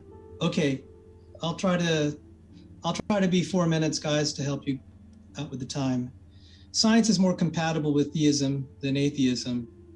I argue that based, first off, on the simple fact there are no answers in atheism. You cannot say, I don't believe in God, therefore we should pursue science, or that the human race... Hang on, what? Sorry, I wasn't paying attention for a second. I was looking at chat. I should pay attention to this. This is going to be good. It should say science is more. Correct.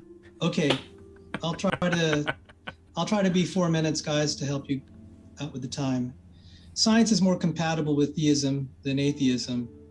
I argue that based, first off, on the simple fact there are no answers in atheism. You cannot say, I don't believe in God, therefore we should pursue science, or that the human race should continue. There are Peter Singer and Patricia McCormack, for example, who are atheists. And that's a picture of Patricia McCormack. She advocates the extinction of the human race to preserve the planet from climate change. Peter Singer thinks that we should stop suffering by just having one generation die out. So you can't start with atheism and come to any conclusion as to what is good or bad or what should be pursued or should be valued. It's just up to people's whims. So right there, it's a non-starter. You can't even go from atheism and deduce that science is what you should pursue. But maybe you don't need to. Maybe you don't need a should. Maybe you just have a curiosity about the world, so you do science. You know, like ancient scientists did, who weren't monotheists, and didn't even have a conception of like a common humanity or anything.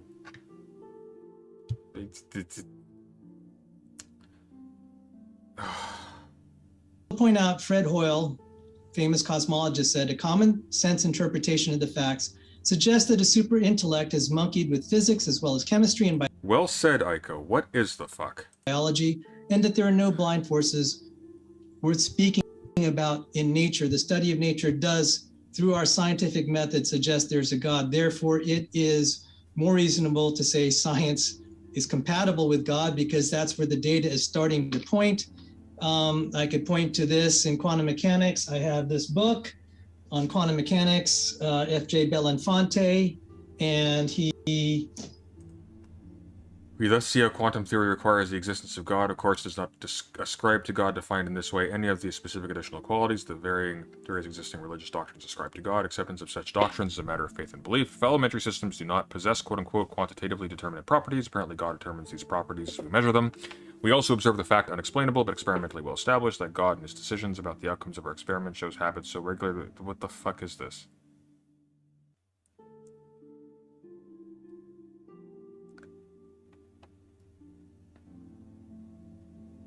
This apparent determinism in macroscopic nature has hidden God and his personal influence on the universe in the eyes of many outstanding scientists. This is idiotic. was also my statistical mechanics book. I'm not going to quote it, but he just mentions that quantum mechanics implies God. Can't run away from that. Also, Richard. That's his argument. I can't give you the argument. I can't quote anything, but there's a guy who has a book that says quantum mechanics implies God.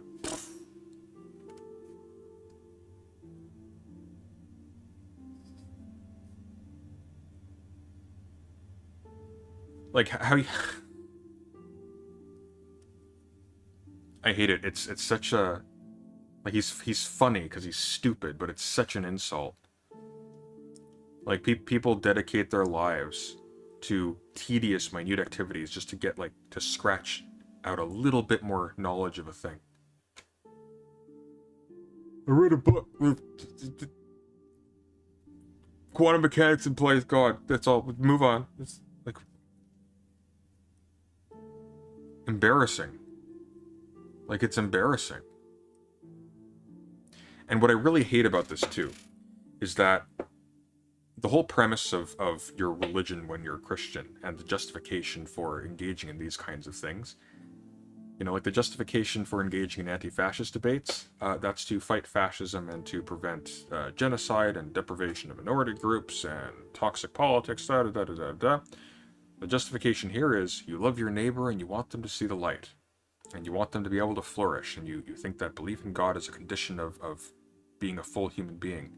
But they have so little respect for you that they will just bullshit everything about the world to win a debate, because they don't give a fuck about human flourishing or about science or about any of the things that people who actually care about things strive to do and take pains to do and make sacrifices to do, because it's a desperate ego trip.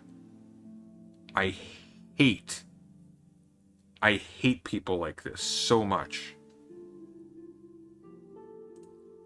Smalley, Nobel Prize winner in chemistry. He said evolution has just been dealt a death blow. After reading Origins of Life with my background in chemistry and physics, it's clear evolution could not have occurred.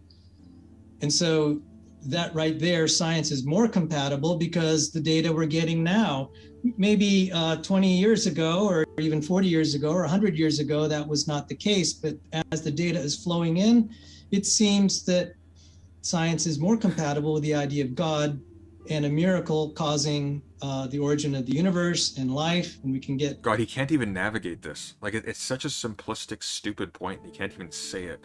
This is Perspective Philosophy's team, man. I bet he's feeling really terrible right now. Into that more in the pre-discussion.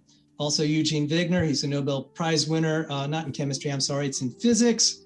He talks about, relating to what Lewis said about the things about forms. It's amazing that the laws of physics agree with mathematical forms. The proper term is algorithmically compressible forms. There's no reason it should do that, and then to conform and make the scientific enterprise possible. He says this is a miracle. There's no reason that I, in my infinite wisdom, can determine right now for why this should be the case. Therefore, I can just insert whatever seems most intuitively obvious to me personally, based on my upbringing, based upon a text whose authorship I haven't the faintest clue about, because at bottom I really don't care.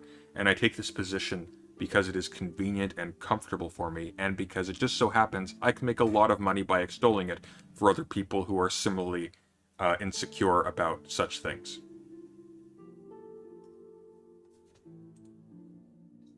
So the scientific method itself is a miracle. The Mind of God by Paul Davies goes into that, and in my last minute I'll... It's always so cynical too.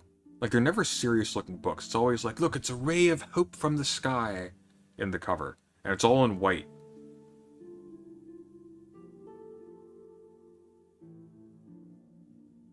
Cover a few things. A lot of people don't know that abiogenesis theory is falling apart. It's so bad now they're invoking multiple universes that you can't test or verify. So they've actually had to go outside of science anyway to explain the origin of life. This week, there's been some terrible things happening. Perspective Philosophy is just looking down. To the theory of evolution, some experiments have shown that even some well-accepted theories are falling apart, and I review papers on my channel that are showing that evolution's in big trouble. An evolutionary biologist said if junk DNA is real, then evolution is false. We're finding junk DNA is actually functional, and therefore evolution is false. And also, Lewis. You know, the idea Look, of he's playing with his evolution, fingers. it's actually been hurting medical science, and we can cover that more. So I would argue vociferously that theism is more compatible with science. Thank you. Thank you very much for those opening statements from our theist team. And we're going to kick it over to the atheist team for their openings as well. Want to let you know, folks, if it's your first time here at Modern A Debate... Oh, shut up. Nobody likes you. There are not going to be slides for this, because you don't bring slides to a debate like this. It's to come. With that, JF and T-Jump, thanks so much. The floor is all yours. All right, T-Jump, would you like to start? Sure. The question is science more compatible with theism or atheism? And in order to show which hypothesis is better, you need a hypothesis that makes predictions, and the one that makes predictions successfully the most. Okay, here's the actual point, okay? Is science more compatible with atheism or theism is a nonsense question, because the question of whether or not God exists has nothing to do with it. Our science is conditioned by how, well, it's conditioned by the conditions of our perception and experience and thought and all that stuff. And that's of a part with the world, and our scientific knowledge is going to be of the world. And the whole premise behind God is that God is not of the world. Ergo, ipso facto, vis-a-vis, concordantly, these are... It doesn't matter. They don't touch each other. Like, it's actually irrelevant. You can't get via science to that or against that. It's entirely separate. It's in the definitions of the terms.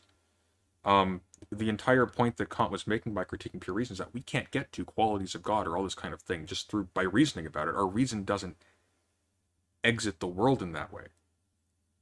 It's not even that it doesn't exit the world in that way, it's that we can't get outside of our heads in that way. Like, the reality of space and time, Kant doesn't deny it, in the same way he wouldn't make a similarly arrogant statement about God. But whether there is something such as time as we experience it outside of our heads in the world, whatever that means, is not a question that we have the capacity to answer, because that thing it is a dimension of our experience. We can't get behind it. We can't get... It's a condition of our thinking. We can't think without a condition of our thinking. That's why it's a condition of our thinking.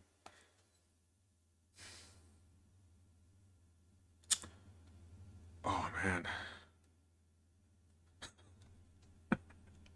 Oh, this is going to be a bloodbath. This is the better hypothesis. The one that does that is the atheist naturalist hypothesis. The God hypothesis makes no successful predictions. It just doesn't do anything to show that it's true. Simply saying that there are some things that science can't answer, or there are some things we don't know, isn't an evidence of God whatsoever. Okay, this is a meaningless rebuttal by itself, because again, like, if these things don't connect, well, first of all, he's treating God as a hypothesis, which it's not. I mean, I suppose it could be. It can be a hypothesis. You can say God does exist, but again, the thing that you're talking about is a thing that is affected and affects nothing in the world in time that we can observe exists. How do you test that? Well, as T-Jump says, it makes no predictions. Like, there's nothing to test. So, like, it could be a hypothesis, I guess, but it's kind of meaningless.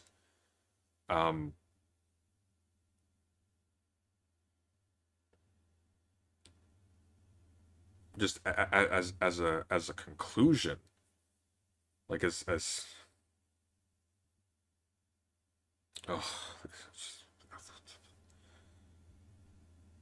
the point, though, is it doesn't mean that God is, or science is, more compatible with atheism. T-Jump's just making the case that the question is irrelevant. But he has an atheistic stance, so he's going to slant that towards the opposite end, which he doesn't need to. Like, it's a false dichotomy. Is science more compatible with atheism or theism? Like, it's not a false dichotomy, but the answer is no. It's not. It's not more compatible with either. It doesn't. There's nothing to do with it. Simply saying that you need a divine mind to categorize things isn't evidence of God whatsoever. It's just an assertion. Clearly, we don't. Sal presented a bunch of quotes of scientists who agree with his position, but didn't actually explain how any of what they said is actually evidence, because it's not. None of them actually have evidence of a God, which is why the consensus and majority of all of the experts in all of those fields are atheists, because all those quotes he presented are just those specific scientists interpreting the data in a way that they like, but none of them actually have evidence to support that sentence. That's just their personal favorite interpretation. So we're going to need some evidence to... Where is the if and then in the God hypothesis?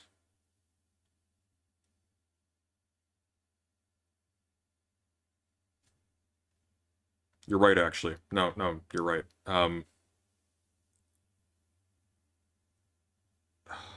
If God exists, we would expect the... I mean, I suppose you could say something. Yeah, no, you're right, actually. Yeah, screw that. I mean, God exists is a thesis. Definitely.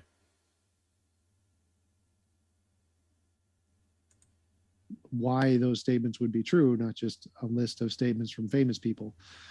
Algorithmic compression forms are, there's no determining factor that we know about in nature that would cause these, which is, colloquially put, as there's no reason why it should happen.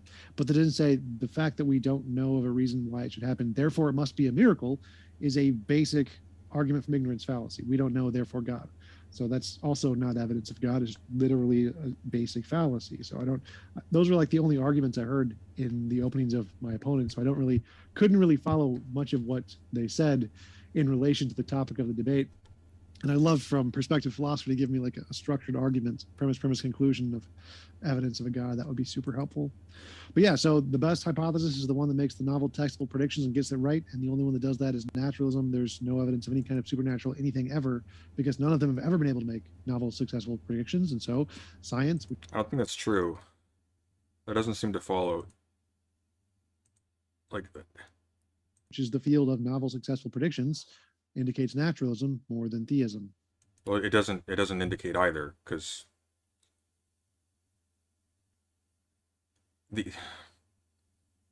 these are sort of paradigmatic assumptions. Just one has no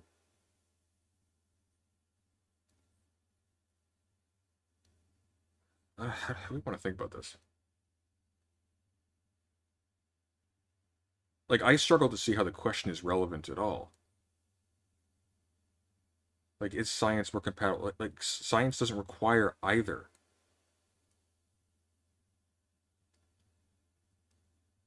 Like,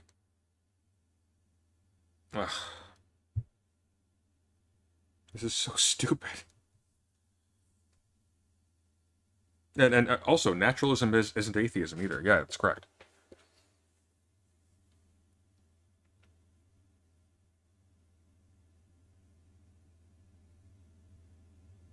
Like, he's equivocating between naturalism and,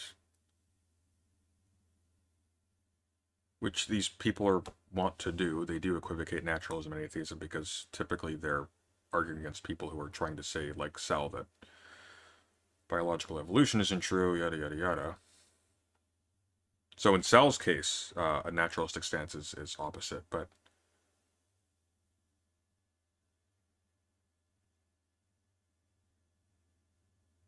yeah. Absolutely, I agree with everything that T-Jump just said. And the whole argument of perspective philosophy, basically, I recommend to the audience, put it in a box, throw it in a trash. There's nothing there. Perspective philosophy's entire argument is based on the premise that science must find an answer to his philosophical problem of induction. It is not a problem of science, the problem of induction. It is a problem of the critique, the philosopher critique, who comes in and is unsatisfied about the circularity of knowledge that he perceives in the scientific method. But the scientific method never promised that it would develop absolute knowledge that is non-circular by the standard of philosophy. And by the way, the philosopher, perspective philosophy here, never applies this circularity argument to his own thinking, because his own thinking has led him to conclude that God was necessary, and yet he was necessary based on his own thinking. There's your circularity perspective philosophy, but the theist only finds circularity in the scientific method, which has not been defined and which has not been adopted to address their philosophical problem. The scientific method is simply the best machine we've found in terms of a series of methods and a series of a priori axioms that, yes, we adhere to with no philosophical justification, just because it's been delivering.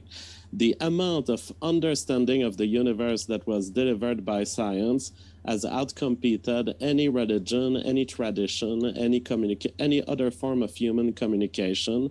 It carries predictability from why squirrels exist to why the entire universe exists. And so that's the method of science. It doesn't have a philosophical promise. Going back to the details in Sal, because I think that addresses the whole perspective philosophy bout, which, by the way, was not at all about the main subject. So that's why T-Jump had a difficulty finding what is about the main subject here. There's nothing about the main subject. We don't have a justification for God. We don't have even an indication of how perspective philosophy concludes that science is compatible with theism. Saul comes in and presents horrible people like Peter Singer and a demonic woman who wants to kill people. By the way, we've gotten rid of at least one aspect of the demonic woman problem in America yesterday, as we have abolished Roe v. Wade. I want to celebrate this, and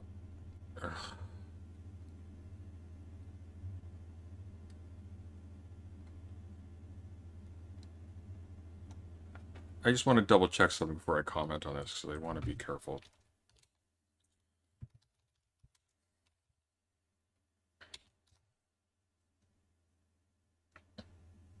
Yeah, just... I had to remind myself of this very quickly. Lest we forget, JF is currently married to a special needs girl that he groomed as a teenager. I want to say a few words just to acknowledge the death of 70 million embryos, all killed by bloodthirsty pregnant people. These pregnant people who have been killing these embryos since 1973. I'm glad that it's over. Never again. But yeah, the fact that Peter Singer is there making arguments is not even a representative of science. Peter Singer is a philosopher who has extremely poor priors about harm and his conception of human harm. They are not products of science. Neither are the demonic woman's beliefs products of science. He says there is a miracle in the appropriateness of the language of mathematics. What kind of beard is that? Like it's crawling farther up the left side of his face than the right side of his face. For the formulation of the laws of physics. I would acknowledge that there's something extremely fascinating about how humans, descendants of some apes, have somehow emerged on this planet and had brains that somehow are capable of doing... Look at these people. Just look. Oh, God. Look at perspective philosophy's face. doing science and are capable basically of introducing anything from the world into their physics, into their laws of science. It's fascinating, but it doesn't mean that a God is necessary as an explanation. And by God, I mean an intentional being creating the universe. As it turns out, the existence of this man is probably the best argument for atheism in this chat so far. Evolution is a satisfactory explanation for why humans have developed extremely plastic and extremely variable language, which can basically integrate anything. The reason is if you have a blind spot in your communication system, if there is something that your language cannot represent, that blind spot could eventually be an evolutionary weakness. And so it's absolutely natural under the theory of evolution that species they evolve to gather all information from around them that could be relevant, and they evolve to be extremely plastic as to how they will interpret it, how they will react to it. So evolution being a satisfactory explanation for why you have general intelligence, general patterns in the brain that can represent anything, there is therefore no need to invoke a God explanation. And then, as a last comment, Sal makes the argument that there are some well-accepted theories in evolution that are falling apart, that, for example, junk DNA, if it's real, then evolution is false. That is a false premise. Junk DNA could be true or could be false. It is by the standard of empiricism and evidence gathering. Here, I just want to test it, okay? If I snap my fingers, will all of their heads explode? Damn, all right. That we will determine if they are. And nothing is incompatible with the theory of evolution, whether it's junk DNA is true or junk DNA is false. Personally, I've always thought that there's probably functional aspects to junk DNA that are ignored and that we don't yet know. But whether you believe that junk DNA exists or not has no bearing on whether the thing that you're looking at has evolved. Junk DNA could very well have evolved from the simple noise, the generation of I am not drunk enough for this. mutations that don't get selected, or junk DNA could have evolved to have functions, in which case we would say simply that it's a product of natural selection. All in all, we have a perspective philosophy who provides no argument at all for the compatibility between theism and science. His argument is purely philosophical and does not address what science does. And Saul makes false arguments around theories that he misunderstands from science. Science is much more capable of handling the contradiction that Saul Cordova here perceives. Science is able even to change its view if brought new evidence, and that's how it would happen, not through philosophical or incompatibility arguments that are fallacious. Oh, thank God that's over. You got it. Thank you very much for those openings. We're going to open conversation. Want to let you know, folks, our guests are linked in the description. So if you'd like... I fucking hate this man so much. This is how lazy he is. We're talking about Destiny doing his irresponsible thing. This asshole just gets whatever morons will drum up an audience and just flings them together and does nothing. His moderation is absolute garbage. Like, he just sits there. It's like, oh, guess I'm collecting super chats. I'm probably going to read about 10% of them, and I'm just going to call it a day. Oh, and by the way, you people who I've just used as a display in a freak show, no word of a lie. He says at the bottom, like, look at this shit. It's insane. I am a Christian. If you ever want prayer or just someone to talk to after a horrible day, please reach out and let me know. By the way, they won't respond to emails unless you're a large channel because they only care about clicks. Like, this is one of the reasons why I initially stopped, like, identifying as Christian generally, because they're fucking horrible people. They really are. The only ones that aren't are the ones that keep it entirely to themselves. Because they have, like, an ounce of humility. This is, like... I don't know what it is. I don't know if it's the lead in the water or what, but just awful.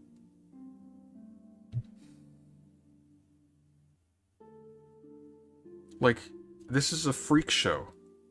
Its entire premise, the entire business model, is get people who everybody wants to see get laughed at and destroy themselves publicly, and let them do so, and then collect the money from people who want to comment on it. And then he's so lazy that after sitting on his ass the entire production and contributing nothing, he'll read like 10% of them. It's disgusting. If you'd like to hear more about their views, you can certainly click on those links right now, and that includes at the podcast. If you're listening via the podcast, as all of the debates on Modern Day Debate end up on the Modern Day Debate podcast within 24 hours, you can find our guest links there as well to learn. Oh, Erudite's Christian as well, apparently. And I'm not bigoted against Christians. As I said, I come from that culture. I have a deep and abiding respect for the literature and the history behind it. I mean, those parts that are respectable, and there are a lot that aren't.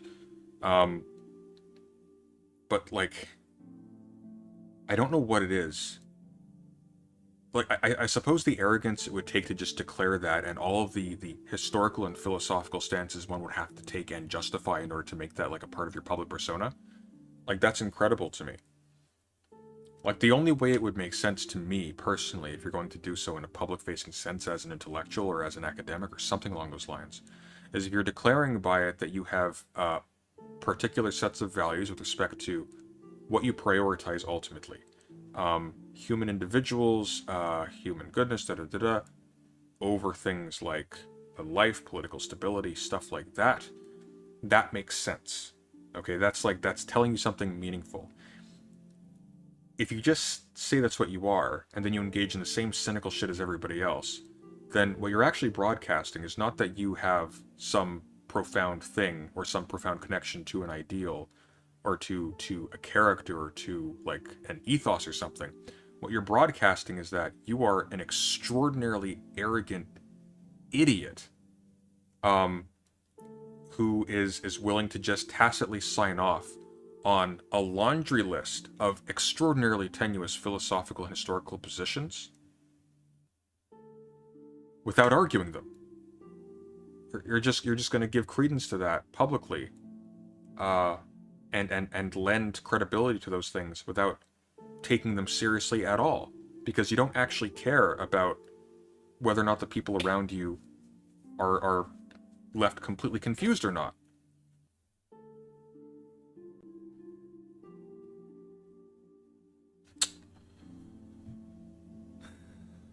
Like, here's where I stand with this.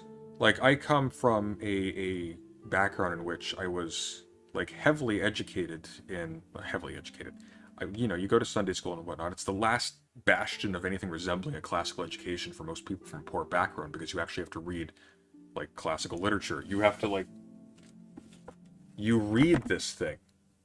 And as a result, you have, like, a touchstone for a lot of classical literature or a lot of literature generally, and philosophy and all that stuff, that launches off presumptions that come from it, or responds to narratives in it, or things like that.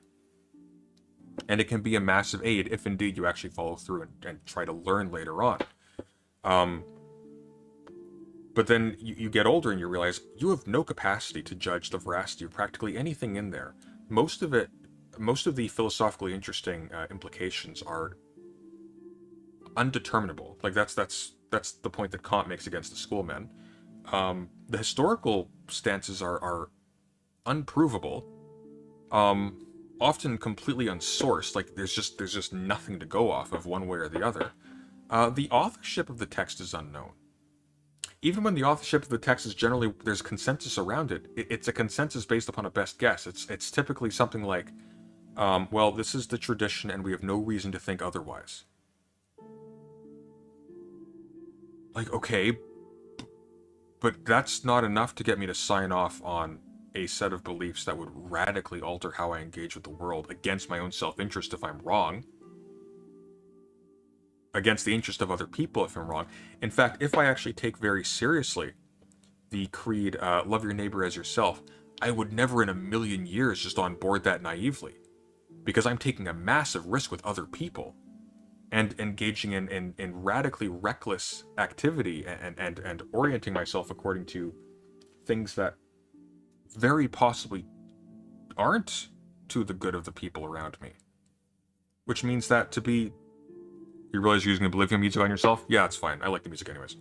You see?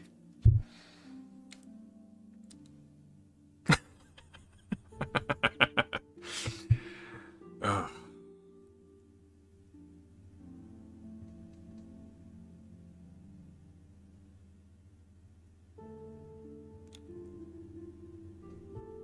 Let's continue. Learn more about their views. So with that, thank you very much, gentlemen. The floor is all yours.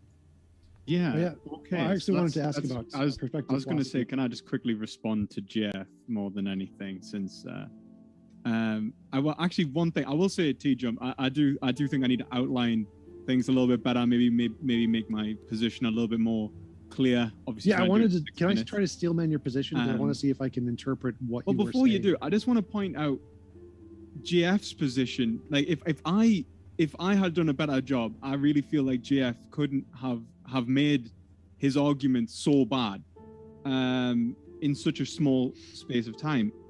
I just don't understand. Like, a priori axioms, you start saying that science does not consider the foundation of its own knowledge, so it's just asserting the existence of scientific knowledge.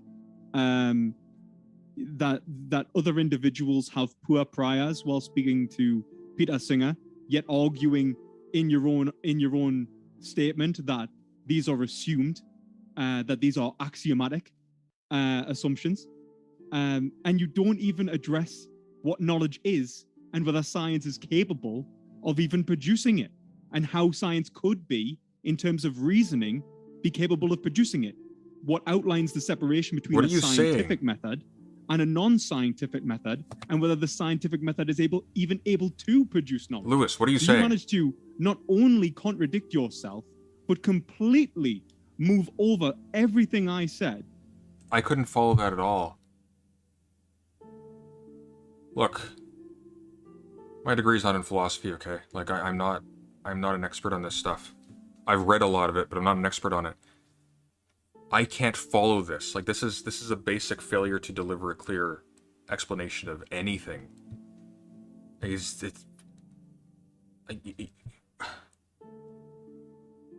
Will you debate him? He doesn't want to debate me. I actually refused to debate him at one point because I wanted to get my, I wanted to clarify, like, my own positions on certain things regarding his objective morality argument at one point. And then I lost my temper and just, like, over the whole Doomer Media thing, I just said, okay, well, debate me. Let's do it. Let's do it, coward. And he said, no, I'm not going to, do you the... I'm not going to help you do your clout-shocking thing. Fuck off.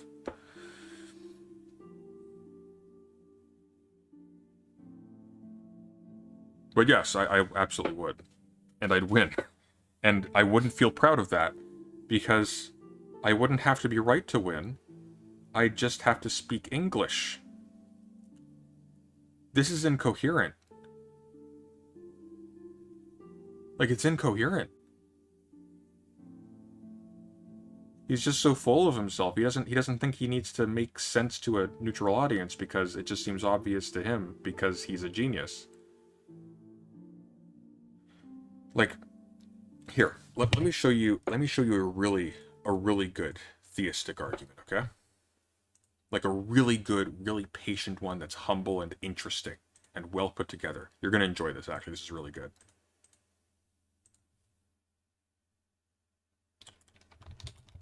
I love this guy. I disagree with him on some things, but I love his he is such a good he actually does this so well. Okay. Oh, good, it's back up. This is the good one. Okay. This is a guy called Hud Hudson. I have a book of this, actually. It's really interesting. Here we are. God, I need to dust that shelf. Wah! Sorry. This is the Fall and Hyper Time, which is really specific, but really interesting. And it's just got a really cool cover.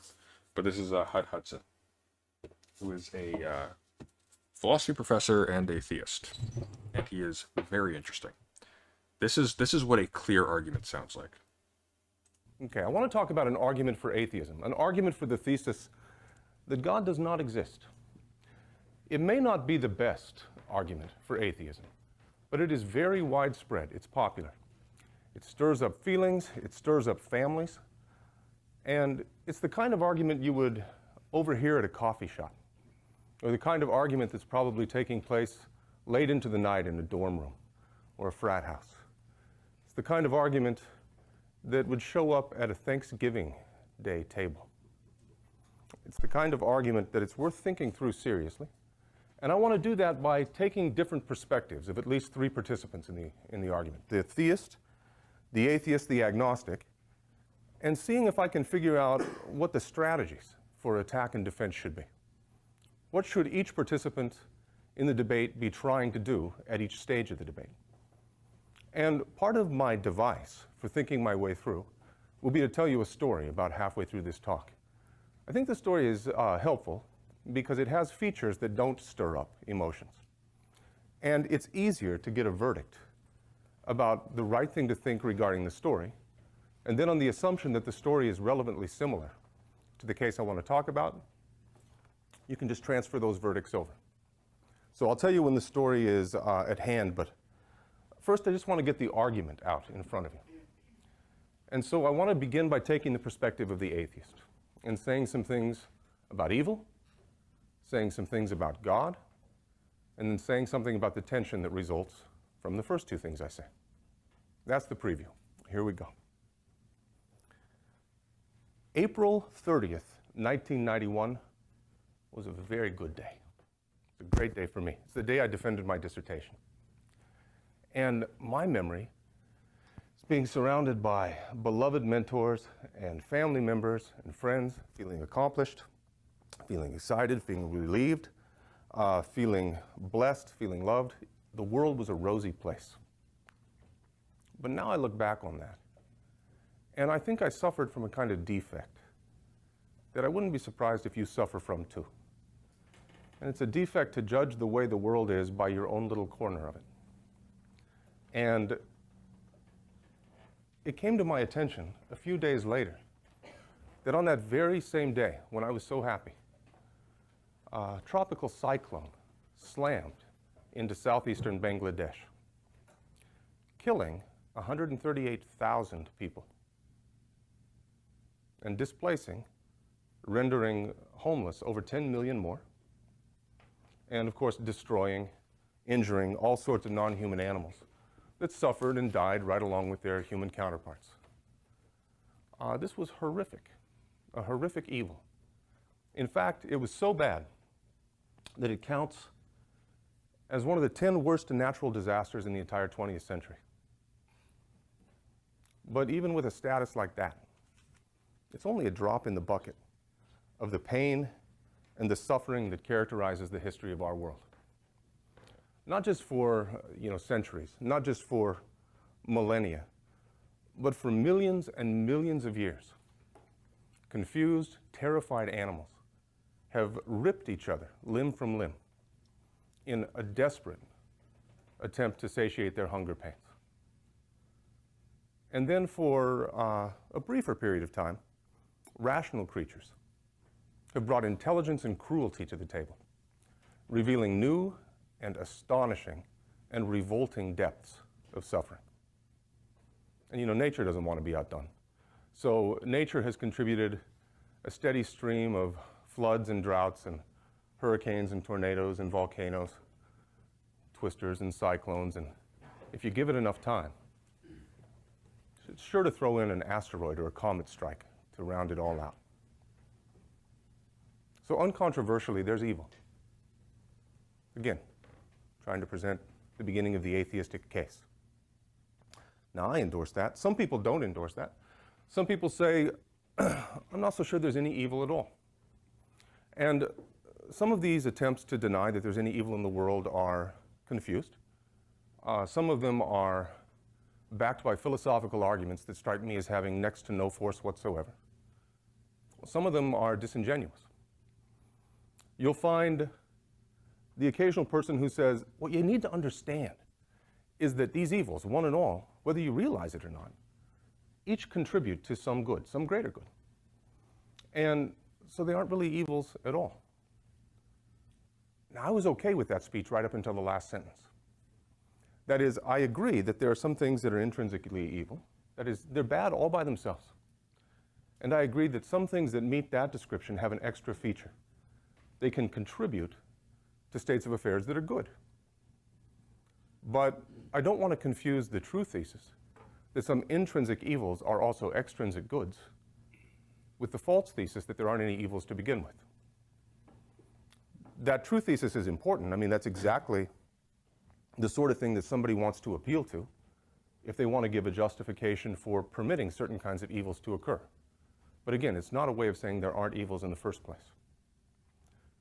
Or sometimes you'll have a particular claim about an evil state of affairs, and somebody will say, who are you to say? What are you doing telling us which things are evil, which things are good? And it's kind of a conversation stopper. That who are you to say question is a call for credentials. But what I really think is often behind it is this idea that maybe we're not in a position to have justified beliefs about these matters. Maybe we're not in a position to have a full-blown theory of value, nearly universally agreed upon, that we can confidently rush out and start labeling states of affairs with. But the same people who express a kind of hesitancy here don't hold themselves to that impossible standard in other areas of thought. That is, they take stands, they apply principles, even if they lack a full-blown analysis that has nearly universal agreement. And in particular, they take stands about value judgments 10 seconds after they question anybody's right to do this. You don't need a full-blown theory. It will be enough to recognize that there are certain kinds of things that are bad. And pain and suffering, I mean, hedonism, the theory, may not be true that says the only evils are pains and sufferings. But chances are, whatever pluralistic theory is right, pains and sufferings show up on the list. They're bad, even if they're also extrinsically good. Now, one of the reasons, and Aiko, you just pointed this out, I think evils is a word with baggage. One of the problems with this account, even though he's giving it very lucidly and clearly, so you can actually interrogate this very efficiently, is that when we're calling things like pains and sufferings evil, we are characterizing them with respect to something concrete, right? They're evil because they are evil for something. But if you've removed that from perspective, if you're just saying like they're ontologically evil, say, as is common parlance now, they're just objectively evil irrespective of where they're taking place, it's a little bit more confusing. Like pain can be a positive thing, or even suffering can be a positive thing in a certain respect. You can grow from it. It may be a necessary part of something positive. Like when you go to the dentist, it hurts, but you're physically better afterwards. It can make you tougher. It can make, I know, granted, of course, that presumes more pain in the future, so you need to be tougher, but you get the point. In particular, like, to say that pains and sufferings are categorically evil, irrespective of who or why they're happening to, appears to me to be equivocating between evil and pains and sufferings, to the point where you may as well just say the problem of pain and suffering rather than the problem of evil at all. It doesn't seem like evil's actually adding anything to that. It seems like when we're talking about evil, we're presuming a certain outcome of the discussion, such that at some level these things aren't necessary, or at some level these things aren't justified. These are things that have to be paid back, so to speak, right? So, like, the case in point, the Christian narrative for why Christ has to die is not to make up for wild animals satiating their hunger pains. It's to make up for evils or from bad things in a general sense that are the result of human decision. That's like a common theme there. Human decision or bad dispositions or things like that. The point is it's not something that's a natural part of the world on that account. And so it sort of makes sense within that sort of frame of reference. But if included in that were things like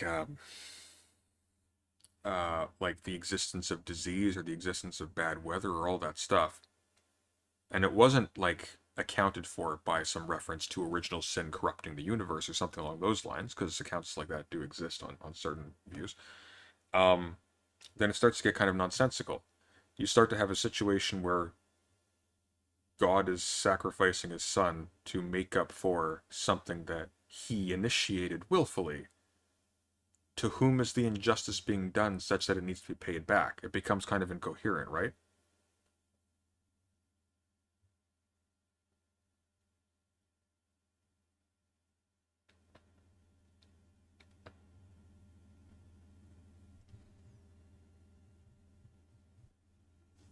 I think the word evil has utility if you're assuming a common frame of reference with the person you're talking to, and you're identifying something that is categorically unpalatable and which cannot be ameliorated, which cannot be lived with. It's something that it simply must be done away with or compensated heavily. So, for example, it may not be philosophically useful to refer to Nazism as evil, but it's absolutely socially and in that sense morally useful to do so. And it has the exact same upshot as if it actually was sort of evil in a philosophical sense. If you could actually establish that point, or in like a Manichaean sense, or in a theistic sense, or whatever. Like it has, as evil is typically used in language. It's not just negative; it's double plus bad to the power of infinity. Does that make sense?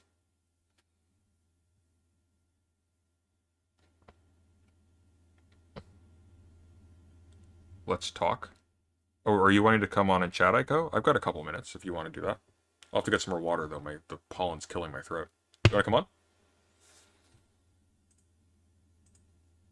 I would be very happy to say hi about this.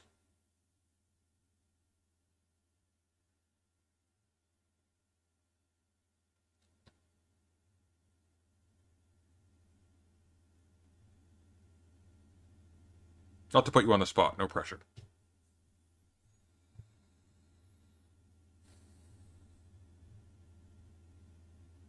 Yeah, cool. Give me 1 second, actually. I'm gonna grab some more water, and then we'll do it.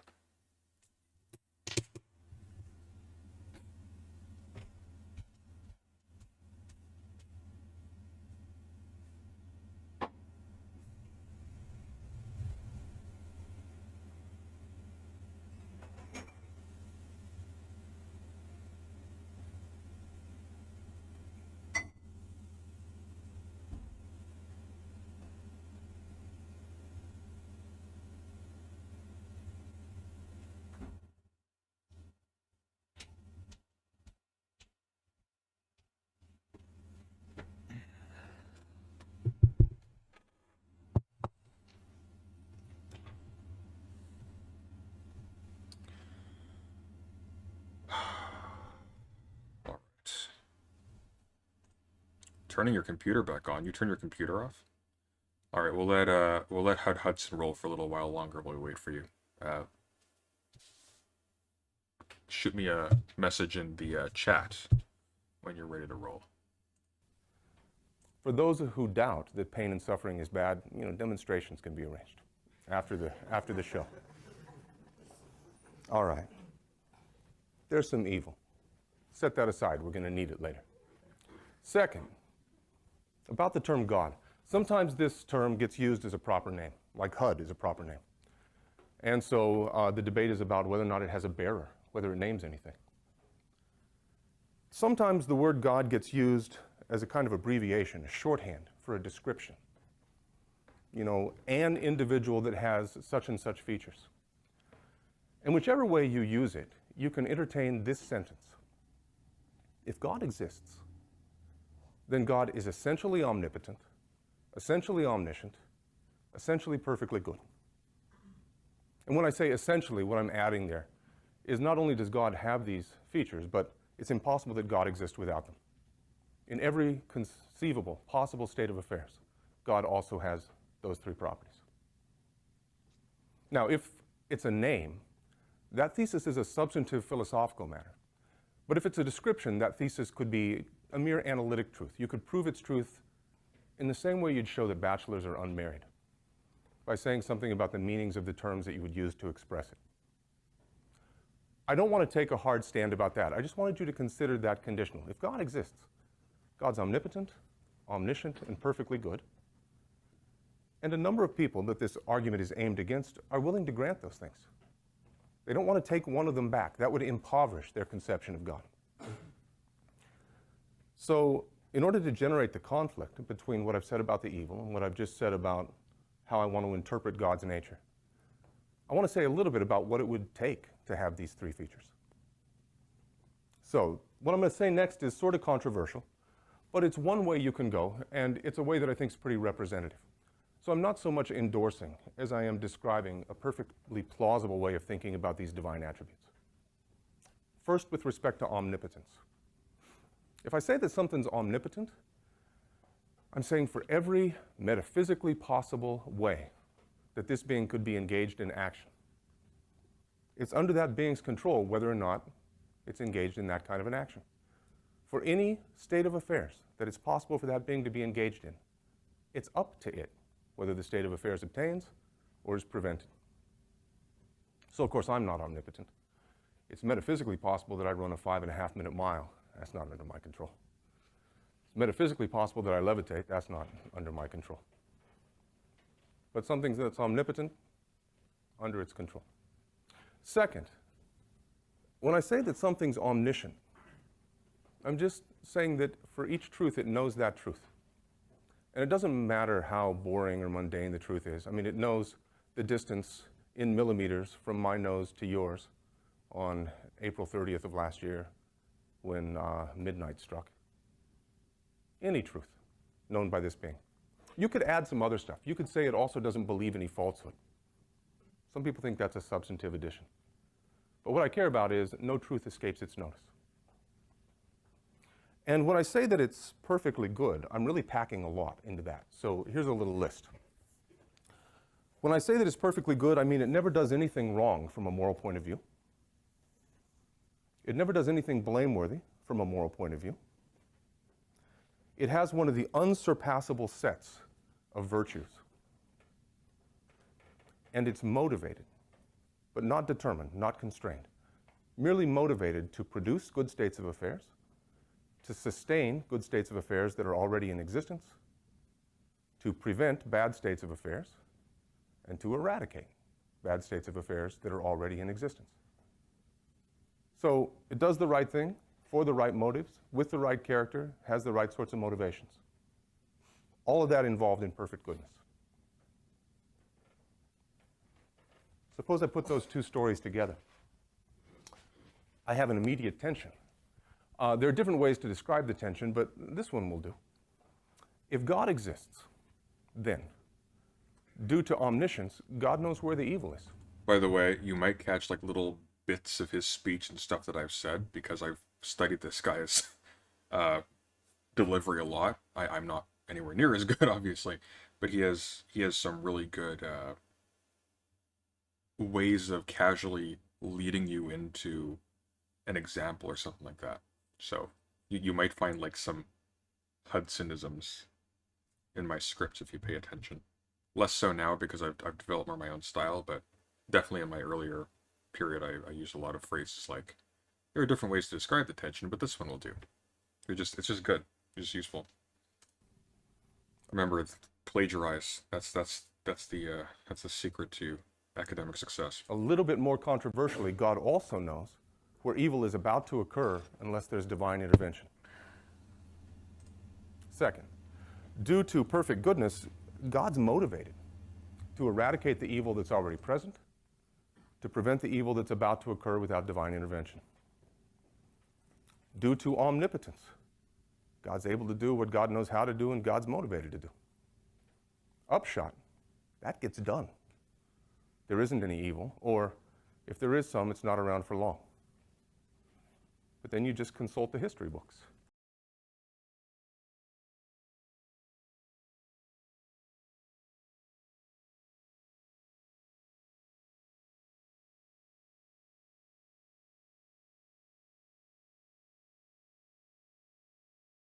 Hello.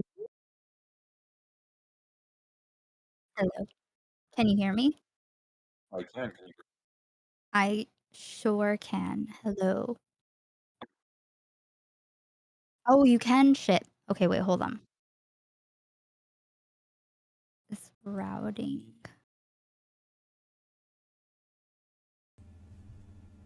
There we go. How about now? Yeah, the funny thing was, as we were having that discussion about could I hear you, I was actually muted on my end, so my audience could only hear you. Oh. Yeah. What about now? Now we are both fine. Oh, that was on my end. I had literally muted my own mic, so when I was speaking to you, I was the only one in that conversation that my audience couldn't hear, because I'm a genius, so... I always knew it would come to this, but it's now time to destroy you with facts and logic. Oh, shit. Yeah, it's going down. Okay. So, why don't you tell me why you're a hypocrite?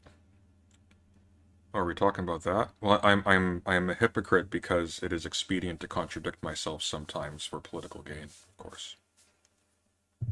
Well, do you think that your audience is just a bunch of R-worded children that can't, tell if hey, maybe being a groyper is cool. Anyway, speaking of evil, so okay, so ignore the fan noise in the background. Actually, I can't hear that at all. You're good. Oh, perfect. Okay, so evil. Is that what we're talking about? I guess we are. I think that's what the thing. I think Destiny was tweeting about her earlier. was what? I made Evil? I made a joke implying Keffals is synonymous with evil. Oh, well, I'm not on Twitter, so Oh, I mean, bless like you. I am, but not really. So Never, I have no idea. never change that. I'm serious. No, I seriously think it warps people's view of the world. Yeah, I Yeah, think it's you're probably right. unhealthy. And it break people. I think there are some people that I will not name that I think it broke. So Yeah, I don't think you need to name them. I think it's basically ubiquitous. I can't remember a Yeah, single true. time I've been on Twitter and I've thought afterwards, you know what? This was a good use of my time. I do not regret any of this. And you know what? Almost 2,000 followers on Twitter. You know what that nets me? In terms of What? like viewers and money and everything, like, you know, like the stuff that a subscriber base is typically supposed to indicate to you. Nothing. It's Nothing. completely worthless. I get no followers. Actually, it's not true. I did actually get a patron once because they liked an argument I made. So I actually did make a solid $100 or so off of that one tweet. But like, wait, what about fuck. I guess I don't know. It like, what do people do there? Like, why is it to have engage? I guess I don't know, because when I was trying to like figure out, I kept missing parts of the tweets with Erudite, even though we're not actually talking about that. But it's so confusing. I don't know how it works. I think But I think Twitter is really, really useful if you are a trash bin indie tabloidist working out of your basement and you make your money talking about angry tweets between weirdos living in reality TV on the internet. So when Destiny tweets something really, really stupid, hey guys, we don't need to work this week. We just need to talk about this. It's great. I mean, I'd personally rather shoot myself, but apparently that's a thing. People like doing that every day, all day, for 8 hours a day. I mean, yeah, well, it's a little harder now, I think. But okay. No, moving back to evil. I like how Keffals was the evil one in that situation. I'm not saying anybody's bad things are bad.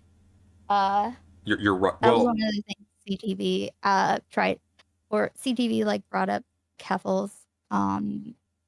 Like, as like, people assume that I'm gonna be on like a side that I'm not Yeah. on because they're wrong.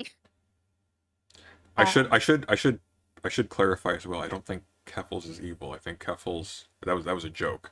I think Yeah, yeah, I have okay, yeah, it was I have much more I have many more issues with Destiny than I have with Keffals.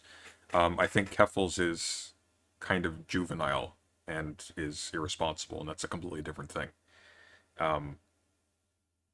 But moving on.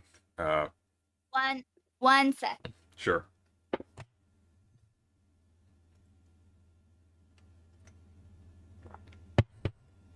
She's running away because she knows I won.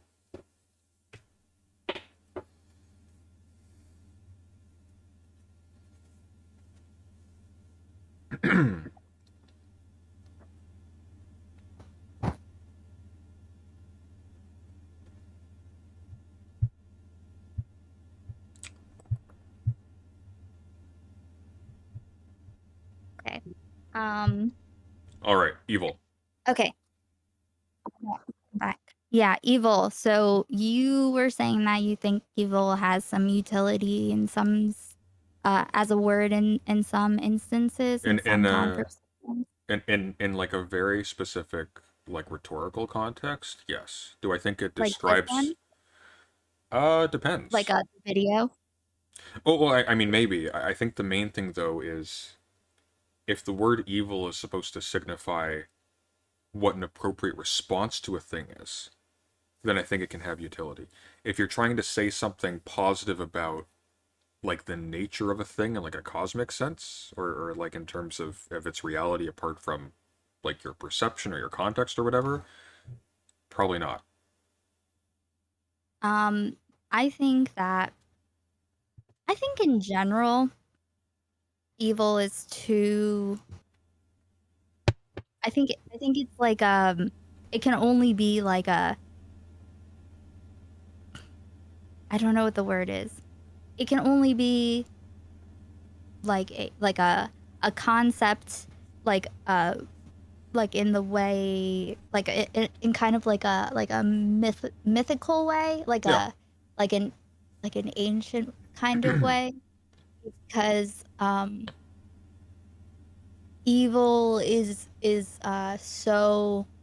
I think that it is, if you give people words that are loaded with like religious baggage, and that is a part of their language, they're gonna take it in the context of what they think, what they consider to be evil, and it's not gonna be the same as you. And in general, people aren't gonna like.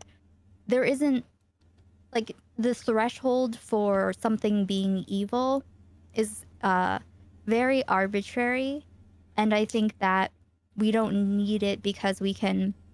I like to frame things in like the terms of some like being like creation or destruction, like contributing, building something, versus knocking other blocks over. You know what I mean? Like it's a positive and a negative, but I think it has like less of a kind of like the God weight onto it, because ultimately you don't have to be anything. You don't have to be uh good or evil, or even in your actions, like saying like an evil action. Well, why is it evil? Like, what is it specifically? You know what I mean? I just think I it's like weaponized. I like that I Well, like that term you used. It doesn't need to have like the God weight attached to it. But mhm. I think sometimes, and like, of course, you need to be careful about who you're speaking to, and you need to be characterizing this in such a way as it's like the limits of what you're saying, uh, like specifically what you're saying should be applied to, is specified. I think some of these terms allow you to invoke that quote unquote God weight, which I think is actually a nice way of putting like what the rhetorical force of these things are. Because like the word myth itself, it comes from a word that was distinguished from logos, which is like technical or normal speech. And it wasn't distinguished so much from its form, but from its purpose. So mythological or mythos was, in one anthropologist's words, and I can't for the life of me remember his name, but he's cited in Talal Assad's uh, Formations of the Secular. I had to remember that. It's the speech of heroes accustomed to prevail. Okay, no, go ahead. Oh yeah, sure. Well, like they can take our lives, but they can never take our freedom. Like, Yeah. what the hell is your freedom in that case? It's about as nebulous as evil in a lot of ways. Yeah, it's But part of a narrative. yeah, Yeah. yeah. So the value of the word evil isn't in an accurate description of a thing. It's in it has orienting force, or it shifts the center of weight in your characterization of a thing for an audience that you're trying to mobilize in a certain direction or motivate in a certain direction. I think in that way it does have value. I take your point, like in terms of trying to render like a purely truthful statement. Yeah. I think Yeah. honestly though, it can be pretty like I think evil can be a bad faith word on its own. Um just like even if you are describing like fucked up things, Mhm. If you are if you are telling a story, this is why I don't read any nonfiction. I only read fiction because I think that it's way more honest. I think that That's fuck, what interesting. was I saying? I already lost it. Yeah, like if someone who is writing nonfiction, whether it's like one person or a bunch of people contributing or whatever it's based on, they are making a case. They're painting a story about a thing that actually happened, like an event. Yeah. Um, unless it's like an autobiography, then that's still you telling your story. And it doesn't matter if it's completely true or not, because this is what you're describing your perspective.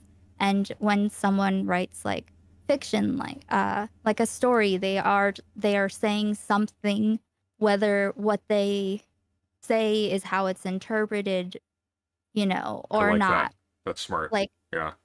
like Ayn Rand put out something that we did not take a lot. Like, I think most people, or at least most reasonable people, did not take it as she wrote it, right? Even, and I mean like her like philosophy books, not like the quote unquote philosophy books. Her I invented art. Oh Like yeah, art. the Romantics Manifesto. Yes, like Yeah. no one critiqued art before me. Okay, bitch. But yeah, I think that The only philosopher I've learned from is Aristotle. Proceeds to plagiarize Nietzsche badly for 30 pages. oh yeah, I don't even fucking remember any of that shit. I did not. That's virtuous selfishness. Sorry, go on. Oh yeah, okay, Yeah. yeah. It's been so fucking long. I'm so old now. It's so I guess like with there's no you can I think it's like a manipulative word as far as like if you are trying to if you describe something in a story as evil, then you're saying the experience of the person that is engaged in this thing, the first person perspective, even if it's not written in first person style. This is still like a story playing out by like the mind of like one or maybe two people. But as far as like if you are saying like pointing over to like, hey, like Nazis are evil. Like, yeah. Wait, what are you laughing about? Oh, I wasn't laughing at all. Oh, okay. I thought I heard laughing. I might have been like inhaling. The pollen's really bad right now. Oh, You can okay. check on the VOD later. I wasn't smiling. That's it's okay. I believe you. I'm gonna edit in myself just laughing like crazy just for the sequence, just to screw with you later. Sorry, go on as you were saying. Well, I'm gonna take it and I'm gonna edit the fucking mic hysterical laughter, but I'm only gonna zoom it on your face and make it look like you're the one laughing. No, don't do that. Such a good idea. Don't do it. You'll be Oh dead my to me if you do that. I don't believe you. We'll see. But yeah, so I think evil gives people an out, and like I don't know what you think about how it went with CTV earlier, but I thought the discussion was tried very good. I wasn't able to stick through the whole thing because I was out shopping at the time when that was going down. Oh yeah. But I thought that was very well done. Thank you. I mean, like it was basically I was setting I mean, like when we were talking, like it's not like a thing where you come to a conclusion or like trying to I guess like convince. I guess I'm just trying to like I was more trying to like present like like human but like logical at the same time, like not saying like this people, like if we agree that all people are people, then just whatever. I don't know how it's gonna go in the future. I'm gonna look into the curriculum stuff I'm gonna ask him for what he was talking about with I don't know, people trying to change the curriculum. I know it's not a thing, but This like I want to see what he's talking this about. is like the transgender ideology thing or something along those lines. That was sort of Yeah, where like he's going with that. the Nazi formation, the swastika formation of the pride flag. You saw that, Oh right? yeah, that was I vaguely remember a bit of that. That was weird. Yeah, so that's what I was talking about. We talked for like a couple hours. Yeah. And so, but it's also like a it's like a part one, and I don't try to bullshit people, and or like I think like when you're I don't know. I feel like when you talk about things being like morally weighted with someone who doesn't share the same like moral system as you, Mm-hmm. um, I think, and especially since, most people aren't even thinking about that. They're thinking about it as like oh, what's moral is moral and what isn't isn't. And they don't really consider that, Yeah. that there are limits to their, even awareness of things. Um, so instead of giving people the like an out of saying like, oh well, this isn't evil or that is evil or whatever, because I would say that like a good amount, a solid, like too much of the entire premise of like the Christianity that I grew up with is evil. Really, most of it is pretty fucking evil. And so considering that like in atheism versus theism versus Gnosticism, um, kind of thing, I think it's good to like keep it real clean of, the weighted words. Does that make I like, sense? I don't- yeah, I like that characterization. Just to go back a little bit. I think what's sort of happening when we're talking like about evil rhetorically in that way, and you were saying like it kind of makes more sense in a novel because you're situating it from the perspective of a fictional character, and that word is describing their experience of a thing. Like it's a certain intensity of a particular kind of badness as they experience it. I think it's almost like we're going into sort of like a novel space when we start deploying that language, even like in regular speech. Right, Like, right, yeah, right, we're going exactly. into kind of a fictional mode. That Right, and that's when you end up projecting your internal world on other people, and you stop talking to the people that you're talking to because you're not communicating in the most clear way. I think if you like when you talk to someone, if you don't um if you don't like use the if the language that you use isn't the the most I guess like if you don't put forth the least amount of weaknesses that you possibly can, no matter if someone should know better or not. I don't know. I know I've known a solid amount of people who like refuse to budge on like the words that they use. Um but depending on who you're engaging with, especially in that kind of context. I don't know. I think I honestly I hate I feel like when you separate your someone if you're engaging with someone and you do things intentionally that give someone an impression that isn't representative of what you're trying to communicate and you are aware of that, I think that that's like a cruel thing. I think cruelty is probably a better word than evil, actually. Not that it's synonymous, but just like as a word. You know what I mean? Because Well, I mean, like for example, like just to push back on against that a little bit, we could describe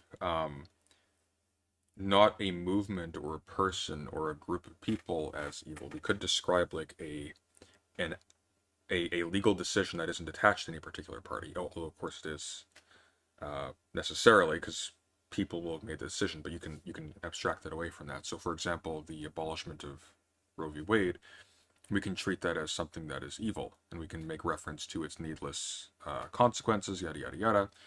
And it seems to me that what you're doing in that case by invoking that is you're not necessarily telling a fiction about the thing. I mean, on some level you are, for the same reason that you would regard nonfiction as dishonest. Well, a narrative. Sure. A narrative is like a narrative is neutral in as a word. I use narrative as no, that's fair. But potentially, I think though what's happening in this particular case, because I think we're all mostly aware of that, especially when we're speaking to a generally secular audience. I think what's what do you mean by evil though? Like, what's your definition of evil? When oh you no say no something... I'm getting to that. Just bear with me for 1 second. Okay, yeah, go ahead. We'll get there. Don't worry. I'm actually right there now. So I think what's actually going on in that case is something a little bit more socially complex. I don't think it's necessarily that the effect of calling something evil in this context, of like a political discussion where it's generally accepted that we're not like ascribing sort of kind of dumb magical terms like satanic or whatever in a literal sense, two different things. I think with what conversation? Anything in particular or all of it? Just generally, like I don't think the ethos or the aesthetic of this channel or how I speak to people or the kinds of things that I talk about would really justify the inference that I'm speaking with that. Coming from from a you place, your usage of the word evil. Yeah. I'm not saying that you shouldn't use the word evil. I'm just saying that I think that oh no, I didn't mean that at all. Oh no, I wasn't implying that you did mean that. What I'm getting at though is I think what the word actually does sort of positively, and how this is useful for social action, or for like engendering like certain desirable kinds of social attitudes, is that by calling something evil, I am licensing from my vantage to my audience an attitude towards a thing of just I'm starting to sound like freaking perspective philosophy now, of like total negation, where this is a thing that is beyond the threshold of something that should be salvaged. It should simply be treated as something to be destroyed, because that's sort of what evil is. And by rendering that invitation, that tells the audience that the person saying this and characterizing this thing is entirely against this, and you are on side with this channel by also being entirely against it. And by referring to it in those terms, you're not so much making a description of the thing in like I guess it's like a scientific or a philosophical sense. What you're actually doing is you're categorizing it as something that is fit for destruction. Yes. Yeah. But I disagree with like that being like I guess I'm just thinking in context of like weaknesses that people can exploit when you are talking to them. You know, if you're disagreeing with someone on something. Yeah. Because with the word evil, so people that are your audience that are listening to you and like have the same positions as you, yes, like we will definitely agree, I'm sure, on the basically you are obviously not familiar with my audience at all. I think any of them agree with me. No, I mean on what things are evil. Yes. Right? Like murdering people and for the most part, like I assume that they know that you are like pro trans rights and all of that, right? Yeah. Yeah. So we can say that doing things that actions that perpetuate violence against marginalized people is an evil thing like to do intentionally. That's an evil action. Yeah. We can say that. However, the people who are doing that they don't think it's evil, and if you say that they're evil for doing something that they believe is the correct thing to do, then they will assume that you mean violence.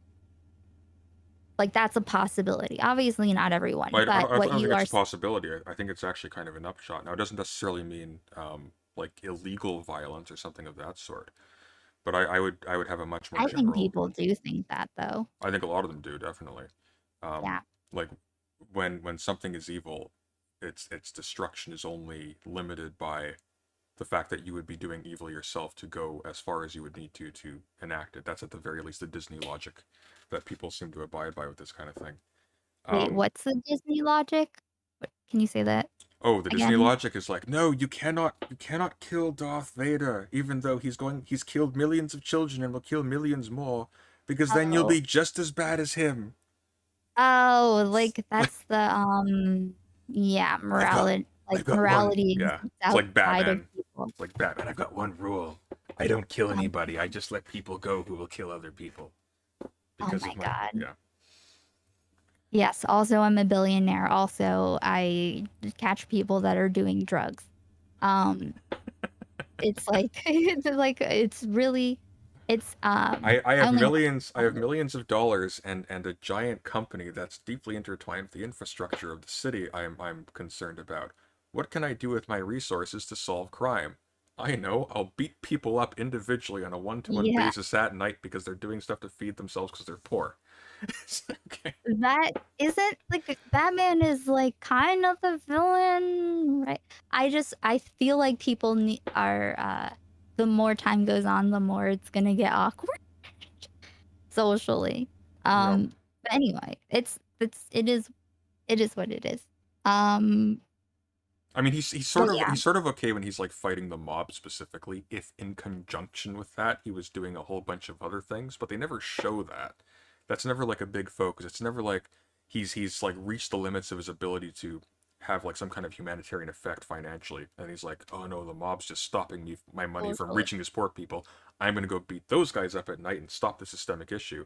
It's always like, there's just like some random guys who are just like doing a thing somewhere. He just shows up and beats them up, and then they get out, and then they get out, and they do it over and over again. Yep. Sounds familiar. But so I still think. So there you go. Some people would see there are no heroes or villains. It's just whatever you last did is that someone witnessed and thought about you. But then it's also in conflict with how you perceive your own actions.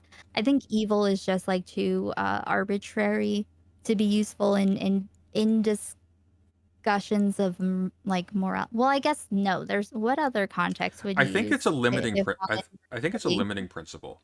Like, what is evil is that which simply cannot be trespassed into at all, and it's sort of it's kind of an assumption of any moral discussion that there is a threshold where that is actually the case, right? Because unless we're well, like murder, for example, like the word murder basically has evil baked into into the supposed concept. to be like an unjust, willful ending of a life. Well, unjust. I mean, unjust basically means evil by itself in exactly the same way. No, it doesn't. It means that by like ethical conduct, like by the law, and by like which is obviously like by I think I separate ethics and morals. Like I try to separate it very like clearly when I have conversations, because everyone has a different moral system, and ethics are just like how you engage with people and their moral systems in a way that doesn't impede each other's basic rights to exist. I like that you distinguish those. I actually completely disagree with. I think I would actually strike that and reverse them categorically. Yes. So why?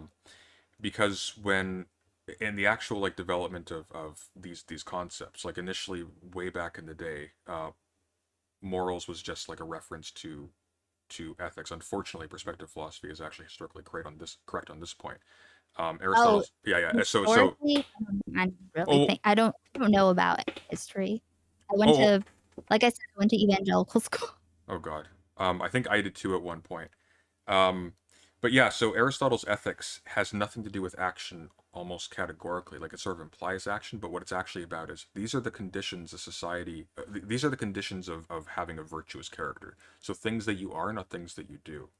And it's only later on that we talk about No. morality as being like that which determines what you should and should not do. But morals, until like even as far as Rousseau, refers to like just the customs of a place, which are of course part and parcel of like what you think virtues are, what you think Why? a good life is, things like that. But why? Like, what's the purpose of this really? Like, what is the purpose of structuring it in that way? Uh Like, aside from it's just how it has unfolded. oh, it's just consistent with usage. So like when we're talking about ethics, typically, and even when you talk about like codes of ethics, it doesn't refer so much to how an individual interacts with other people that you can't have on yourself. It's more referring to like the constitution of a place or of a person or of an organization or of a group that sort of fixes what is good and what is bad, or like what Oh, goods I and don't bads think are. ethics are about what's good or bad either. I think I think you're a little I bit. think ethics. I think you can. I don't like using good or bad in a moral sense either, Okay. because that's also arbitrary. So I think of it ethical conduct. What's wrong with it being arbitrary? No, there's nothing wrong with being arbitrary. I just mean if you are having like a discussion with someone that disagrees with you and it's about like some kind of about theology or something. Yeah. So when you say good or bad, when you say evil or whatever, you give them ammunition to, because they believe without a doubt that in this world, in reality, embodied, that they are correct. And so whatever their idea of those things are, that are going to be very different from, ours. I think it just muddies the waters and gives them a sense of superiority, as in like they have something that you are just too blind to see. That's the way that works. So I think when ethical conduct amongst like everyone, I think it's about how you navigate having vastly different like moral systems, because it's still not like it's very,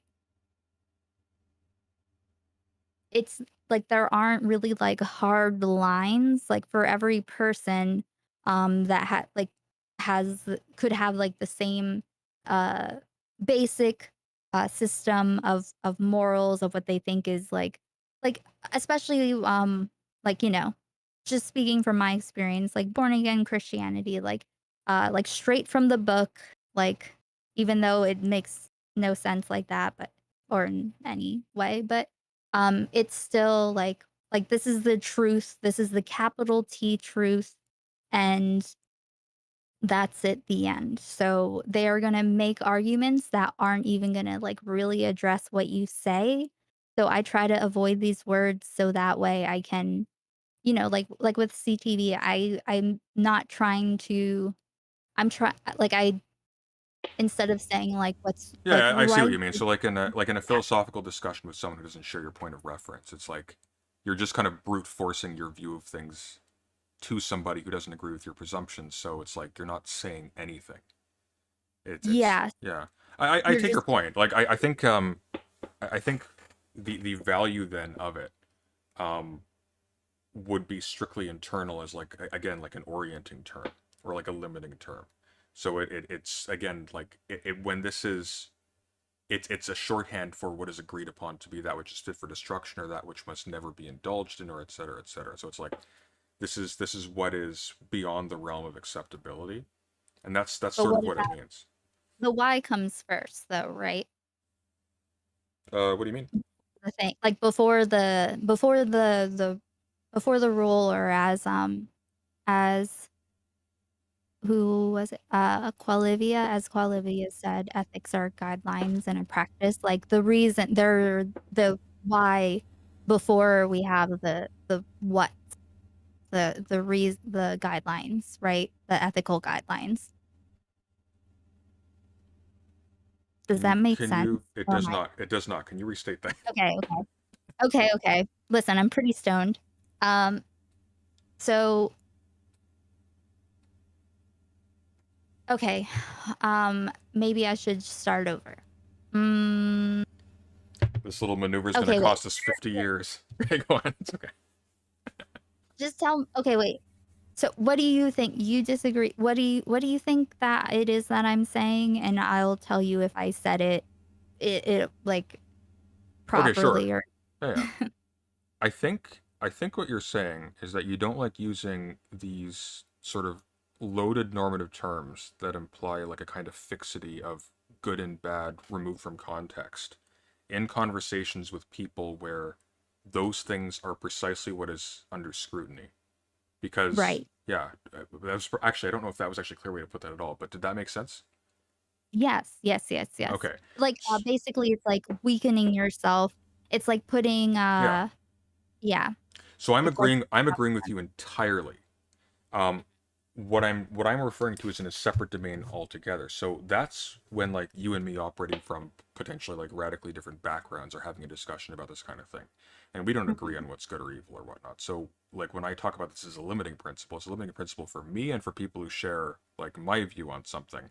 It has no bearing whatsoever on what you think, and therefore me saying that in conversation, it doesn't mean anything. I may as well just be like, just like muting your microphone as like a retort. It doesn't. It's absolutely meaningless.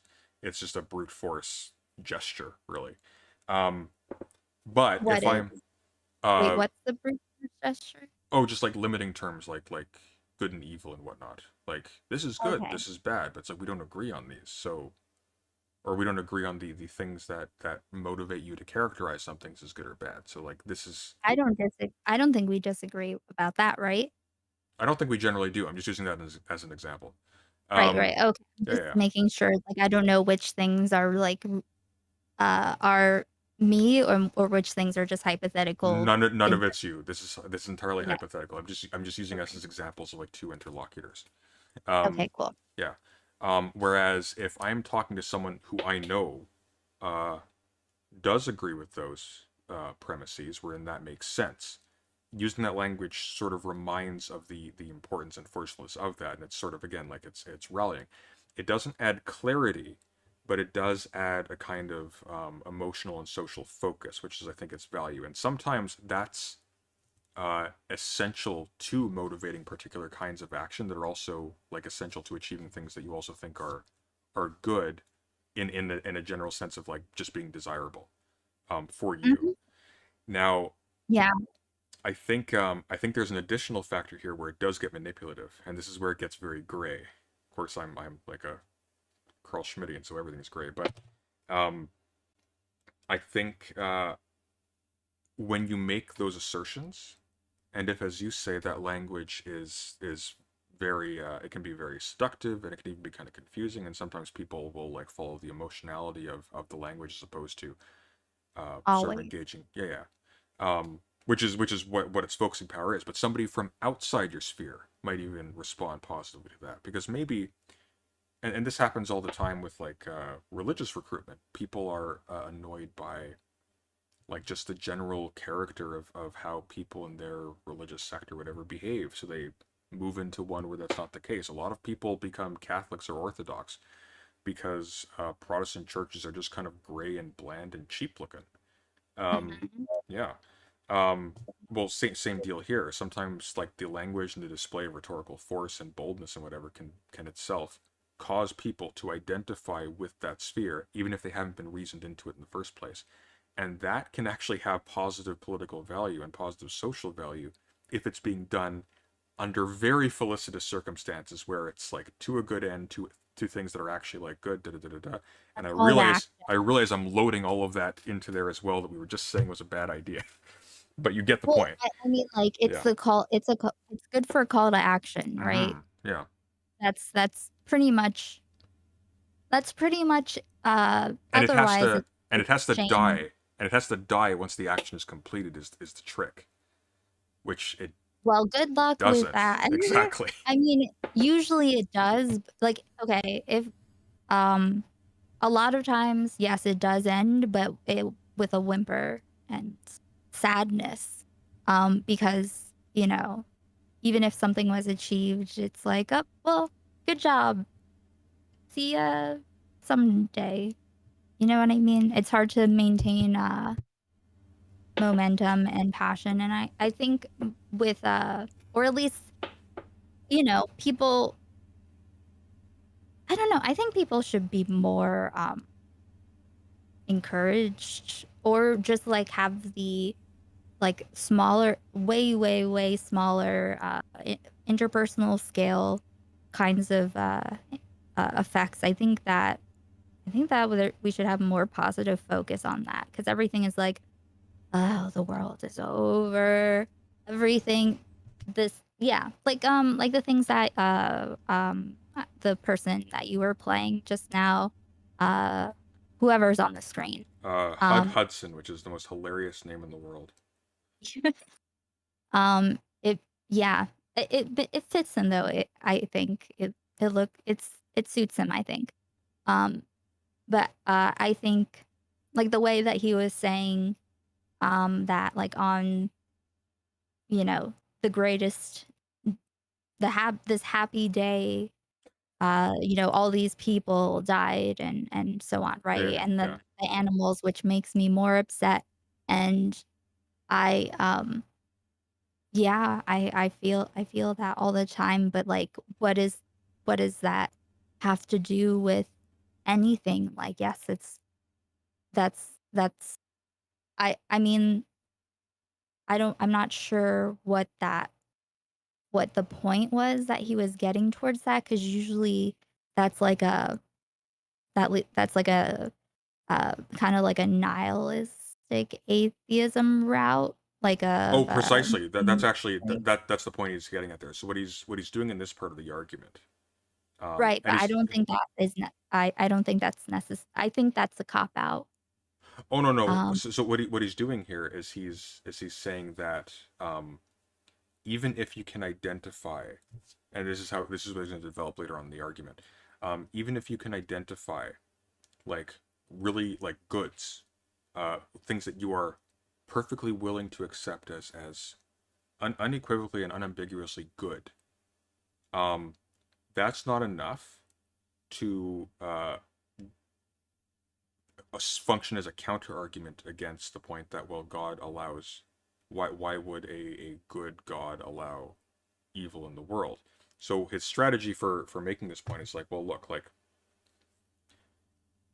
Wait, there is such a yeah. plethora of bad things in the world that odds are, almost regardless of what ethical framework you're identifying evils with, you will find examples aplenty that are taking place. So you can't dodge the problem by simply saying that you don't regard there being evils at all. That's the main point of what he's saying there. Wait, I'm a little confused. Sure. Wait, so what's the end conclusion of that? Oh, he doesn't really have a conclusion. He's just trying to Sure. give an account of what like the problem is and what are some of the issues, like what are some of the what are the things that make the problem of evil like a problem. Wait, okay, so I guess I'm just not understanding the only like example that I like that we really like saw at that point. So where was that leading to? Like like that's like a it's a common thing to be like, oh well, there's so much like terrible and evil in the world. How can there be a God? Is there more to what he was saying than just that? Oh no, he's not making that case. No, I'm not saying that. I mean, like, he's giving an example of, like, what one of each of those uh positions, I think he said. What, like, Yeah, he's laying out um, how like the discussion kind of develops and what are some problems in each of them. right. Is he gonna give more problems with that example Oh of, yeah, like, an absolutely. So like, of where he's yeah. gonna go with this is like, well, okay, there's a bunch of these bad things in the world. But then like the theist might reply like, well, maybe there are what's the word? Maybe there are Oh, compensating good goods good for those things things, that stuff like that, yeah. yeah, yeah, yeah. Yeah, Um, maybe, what's this, something about good works, like, God can make good work that yeah, there's something in the Bible that says that. he actually goes somewhere very interesting here, that is almost never brought up at all, and that's that the rabbit in the garden story that comes out later is sort of meant as an illustration of like, well, our ability to actually test for the full range of possible goods that are compensating for the evils in the world is actually really limited. Um, like we can sort of like observe the world and just kind of like try to be- compare on balance whether or not there are more goods than bads as we see them, but there may be goods that, like, say, a god is concerned with that are completely outside of our capacity to identify. And that's basically Yeah. it. Yeah, yeah. So like, That's it? I mean that's sort of where he leaves off. But then Because what's the point of wait. Oh, sorry, go ahead. oh, I it's just a philosophical exercise. Like he's just walking through like some of the problems, and you leave in a place that's very ambiguous. He doesn't sign off on the problem of evil as a valid argument one way or another. It's just an I think it's interesting point very for. limited, though. Like, I mean, like, I think that's, like, a super basic limited, like, example, of a problem with it. What do you mean? Sorry, I was, drinking my strawberry sparkling water. That's okay. So the problem with that is that yes, we can't know possibly what is good or not good, but what says that a god would have to be concerned with good at all? Like, or evil Yeah. at all? Like, and Well, engage in that way. I think in this What's particular case, goodness is sort of taken as being synonymous with design categorically. So the idea is, because we're not particularly interested in God if he is indifferent. We're interested in God if he is not indifferent, or if it is not indifferent, or whatever word is appropriate. What we're interested in is how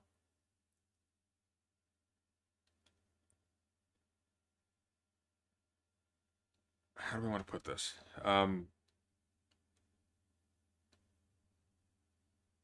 The problem of evil isn't a problem if you're willing to accept that God is indifferent to things that we would typically characterize as evil. The problem the problem of evil is a problem if you have the additional clause, which is sort of built into like Abrahamic notions of God, that God is specifically concerned with human life and therefore we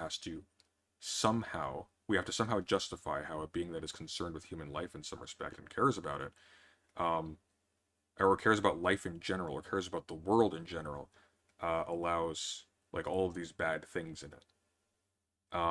So if God is actually like completely indifferent, if God doesn't care about like things that we would identify as good, well then it's like there's no problem. It's not inconsistent. The problem comes in when the evil in the world seems to represent an inconsistency with God's nature as we understand it from like the creeds of these religions. So God loves the world apparently, but he allows even on the text he sets up a situation in which Adam and Eve eat the apple, in which all life dies horribly, in which human beings are born to circumstances outside of their control and are led by that to horrible, horrible ends, often before even having a chance to actually commit any actions in their life, and in some weird vicarious sense earn their suffering or whatever, how you want to put that. Like it gets really weird. That's where the problem of evil Yeah. is a problem. Yeah, but if it's Well- Cthulhu, then nobody cares. That's like, well, obviously he doesn't care. Well, this is the other thing.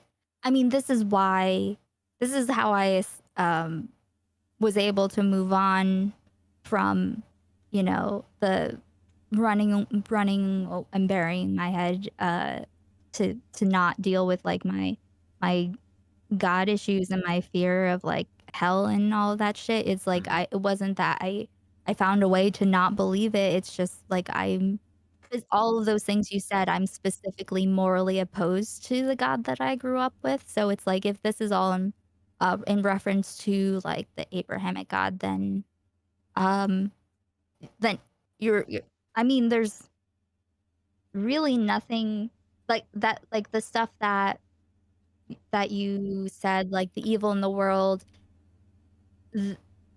like if you're coming, like you're looking at it through the lens of what you just said, like the garden, that kind of God, right?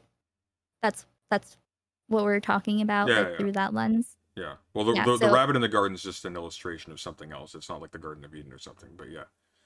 or I mean, what you Yeah, what yeah, you yeah, said. exactly. Yeah. Yeah. Okay. So, that God specifically, like we are fundamentally like there's not like a conversation that you could have like with these words with someone whose God is that God, because we are lucky. It's a gift that we don't go to hell. Like it's just a gift, and if you don't accept it, then you deserve to go to hell.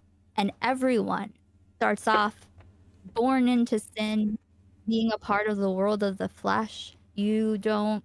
So it's like we are evil fundamentally is the idea, and there's no way that we can live without committing evils. And that was the whole point of Jesus Jesus not sending him. Okay, Jesus not sending himself. God sending his. Just say it's the his whole son. point of Jesus. That works. I mean, actually, you know what? The Trinity thing, I just like realized the context in which it would make sense. Recently, just the concept of like the three gods but one.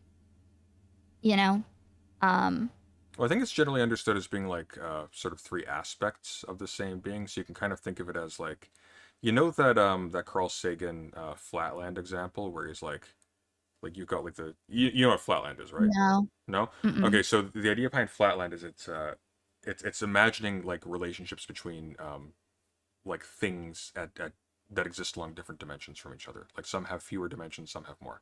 So Flatland is like this world where just imagine like you could have like conscious beings that were totally flat and they lived in a totally flat world. And they have only two planes of existence. They can go forward and backward and side to side, but they have no idea of up or down. I mean, that's kind of what we are, right? Yeah, but sort with of. time. Well, we have an additional factor though. Like we have extension up and down. So a being that exists on three dimensions could be displaced up and down and never intersect with the flat world that the Flatlanders live in.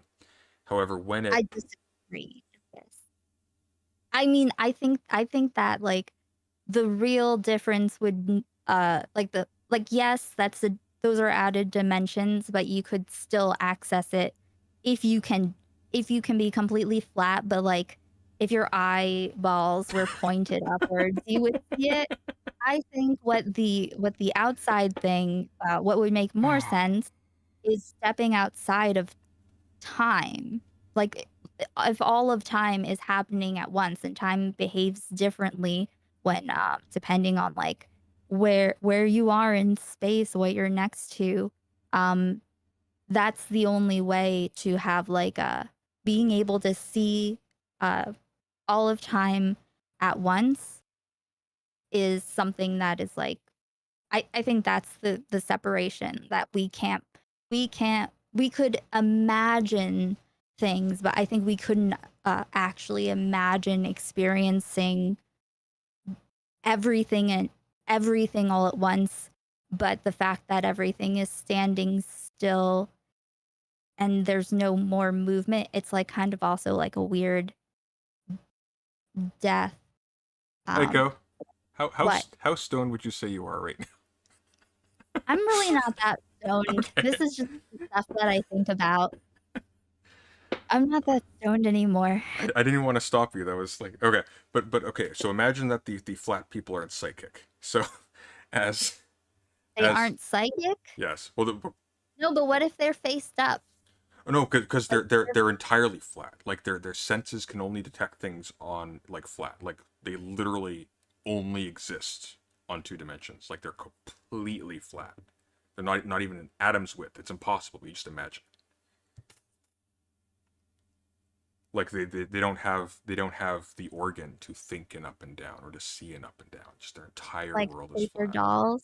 Exactly. Or like face But down not paper dolls. exactly. Like the example he uses, like, so a being in this world like you or I would be represented by just like a square or a circle or a triangle, and that's all it is. And their house would just be like a larger square with like maybe a line that can sort of move in and out, and that's a door, and it's completely flat. So if something 3-dimensional exists above it, they can't see it. If it exists below it, they can't see it. As it passes through, and he uses the example of an apple. So on the bottom of an apple, like, it's got those little bumps, right? So if you were to stamp an apple and you were to stamp it on paper in 2 dimensions, you would have multiple objects that are disconnected from each other. And a flatlander wouldn't be able to see that they're connected from each other because where they're connected is extended in height. Mm-hmm. Yeah, you see the problem. And then as it passes through, you can have like radical changes taking place. So like from the flatlander's point of view, it's like, what the hell is going on? There's like paranormal stuff happening. That's sort of yeah. Well, depending on their ability, technology, they can observe it over time and figure it out. Yeah, potentially. Yeah. If it's being like kind of like tapped on the table consistently or inconsistently, but if there's because you can correlate the different appearances. a darkness that happens in a certain pattern, you know, Yeah. like that. I guess I don't know. Why did we start I like talking about this? I completely lost our train of thought. Evil,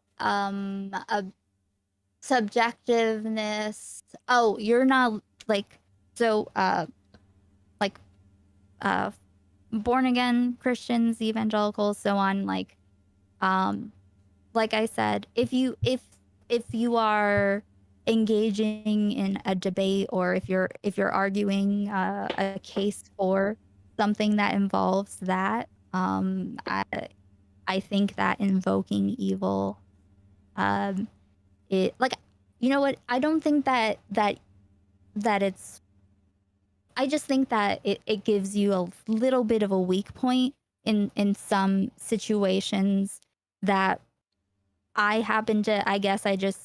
Oh, I agree. I just had a lot more instances. Yeah. Than most people. So it's like I've spent my whole life staying up all night waiting for the rapture to happen and thinking about this shit. So, Yeah, you know, me too. You read the Tim LaHaye and it's something Jenkins. I keep thinking Leroy Jenkins in my head, but Leroy Jenkins did not write Left Behind. But you know those, right? They were like a phenomenon for a while. Did you watch the Thief in the Night video, like Rapture video series? Thief in the Night, Distant Thunder. It's like a series. Before Left Behind. It was from like the 70s. Oh, I see. It's a thriller. It's a woman, Patty Dunning, has a religious awakening after discovering that her husband and millions more have vanished overnight. They stole it. They stole it. Oh my god. Watch a trailer type thing. Yeah, let's do it now. I sometimes wait, you're doing that? Yeah, let's do it now. Okay, cool. Then I'll mute myself, I guess, or No, stay Deafen on myself? it. It's all good. It's fine. I'll just I'll share the screen though so you can see. Okay, cool. Oh, this is gonna be cringe, isn't it? It's gonna be really cringe. Oh, yes. Yeah. Not just cringe, but again, watching, because there's a limited amount of things at the church library, okay? Very limited, especially when I was a kid. So I would see these things a shitload. So imagine being 8. Oh yeah, and you But yeah. prefer VeggieTales too, so you didn't get that. Oh no, I did grow up with VeggieTales. Did you? So. Okay. Mhm. I didn't realize it went back that far. I thought it was like It's been around for a long time. Oh, you know what? You're right, because I came to where I am now when I was 7, and it was around then, and it had been around for a while then. So that makes sense. For some reason, I thought it was new then. Because I was really confused when my family flew out here. It was like, oh, they're watching Reboot. Wait a minute, what is this? Speculation is running high that some alien force from outside our system has declared war on our planet. Oh my and God. there will be no place to hide. A thief in the night. I wish we'd all been ready. Now to the screen comes a powerful story of Bible prophecy. I know what's going on is evil, but I'm not going to join it. A Thief in the Night is coming from Mark IV Pictures in color. Please do not reveal the ending. Please do not reveal the Did you hear the lyrics? Did you hear the lyrics? Yes, I did. I did. And but there's like 3 or 4 more. I don't know if there's 4 or 5 total. But Oh, it's a series. yeah, so it's like there's like, if you don't get the mark of the beast, they kill you. They just murder you eventually. Yep. You can't like buy food and stuff. You can't like, your baby's crying and it's like, nope, fuck off, baby. You don't have the mark of the beast. It's interesting too because as a result of that like fanaticism about it, and there's like a whole like thing where like the mark of the beast apparently had like a specific like relevance in the cultural context in which the book was written to begin with, but because of that, like every single time some new kind of like coded thing gets rolled out, it's like, oh my God, barcodes on everything. It's the mark of the beast. Oh my God, credit cards, mark of the beast. Oh my God, vaccines, mark of the beast. It's like, you all have driver's licenses, right? Like you need a social security number to work. People actually, I mean, now I think they are implanting chips in people's hands, like that you can scan instead of like credit cards and shit. Yeah, which I really don't like. I do not I like mean, the idea. Yeah. I will decline that. But yeah, so all of those things, it's just like every time something not even a little bit relevant happens, it's like, oh, that's a sign any day now. Any day now. Jesus coming back. Hey, Freddy. Oh yeah. I played some of it for chat. Oh my God. Did you ever watch the Bible anime shows that were like Superbook or Flying House? Flying House. I saw like Superbook? there was this weird this company that like delivered like family movies or something on like a monthly basis or like a weekly basis. They were like typically like low budget things. Mark Hamill was in one of them oddly, but one of them was an animated like Noah's Ark movie, and it was vaguely anime-esque in style. Let me see. Super. It's a connection. Hang on 1 second. Oh no, I think we're good now. Like the animation quality was just so low it sort of looked like anime in terms of characters freezing for extended periods of time and then dialogue just happening with like mouths moving, that kind of thing. Like in Pokemon, how there'll be like extended periods where nothing moves except for mouths just because they can't afford to put the frames in. Right.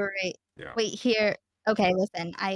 Here are two short two short intro trailer things to the shows that I mean are basically almost the same show. Except one is a flying house and one is a book that turns into the computer. Oh, Anyway, watch that. I know about this. I have seen this. I know what you're talking These are about. two different shows, though.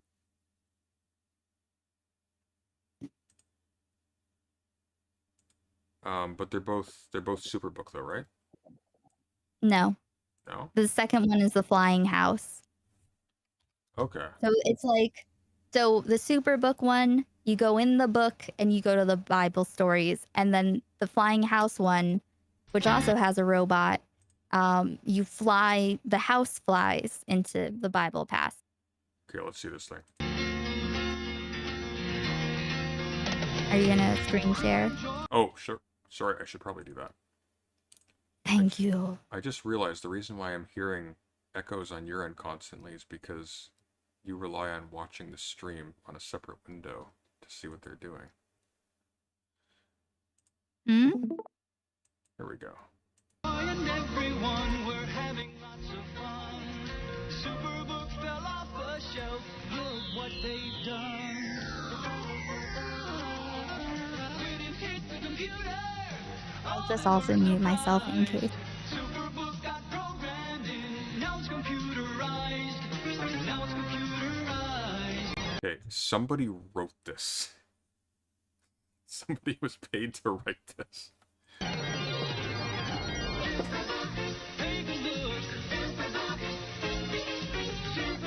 We've got to look.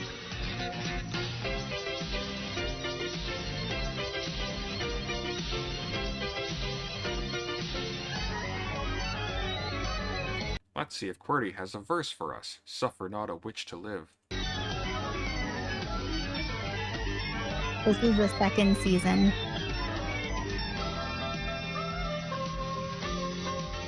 It's computer technology.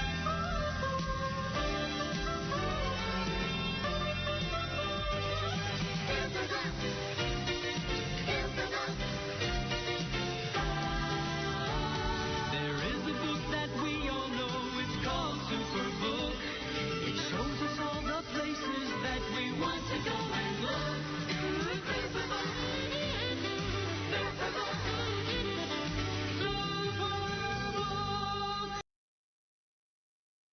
Well, that was bizarre. Next one. Next one. Okay, last one. Then I need to sleep. Okay, fine. Okay.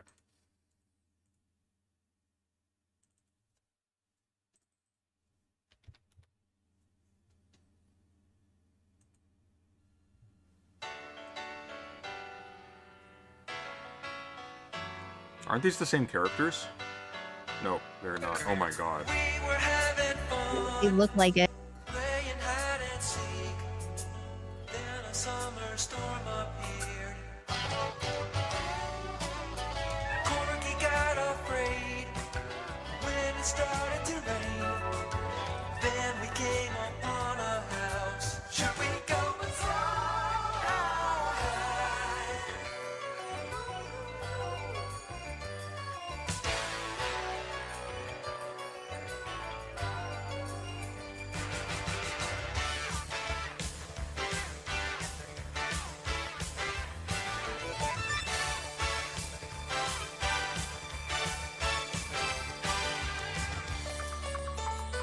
Cult leader Professor Oak.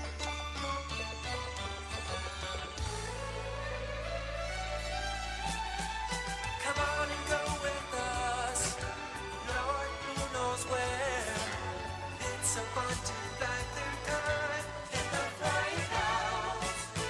Oh, it's great to fly in the flying house. I just hope we get back home again.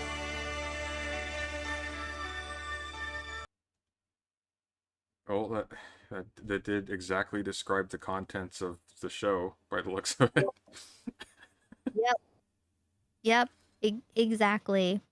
But okay, last question. Adventures in Odyssey. Oh, I saw Adventures in Odyssey.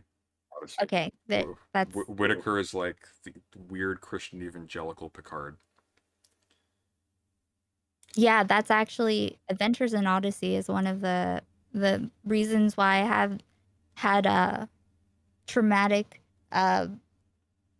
fears about being pregnant when I was like 10 for no reason, even though I didn't know how people got pregnant. I just know that there was, teenage girls. I think I they missed that get episode. pregnant. Well, yeah, no, it was a radio one. It wasn't an episode. Oh yeah, the radio one. The radio one got dark. Like Yep. the TV show one was all like the light stories. The radio one had like death and Her ear. what's They, that? Oh yeah, yeah, God. it's a more direct line Yeah. into your guilt and shame centers. Okay, I'll let you go to sleep. Thanks Thank you. for talking to me. Yeah, thanks for coming on. Anytime. Have a good night. I will. Yeah. Good night. Good night, chat. And subscribe to Aiko. She's on YouTube and Twitch. And she doesn't post very much on YouTube, but I imagine she will more once it's monetized, so give her a sub. Alright. Oh god, it's 3 a.m. I was supposed to not be up this late. Okay, take care everyone. Have a good night. As usual, the stream will be unlisted, but will be findable in the office hours playlist. However, the Dominica Scolas ones will be accessible. They'll be public. They'll be public. All right. Take care, everyone. Have a good night.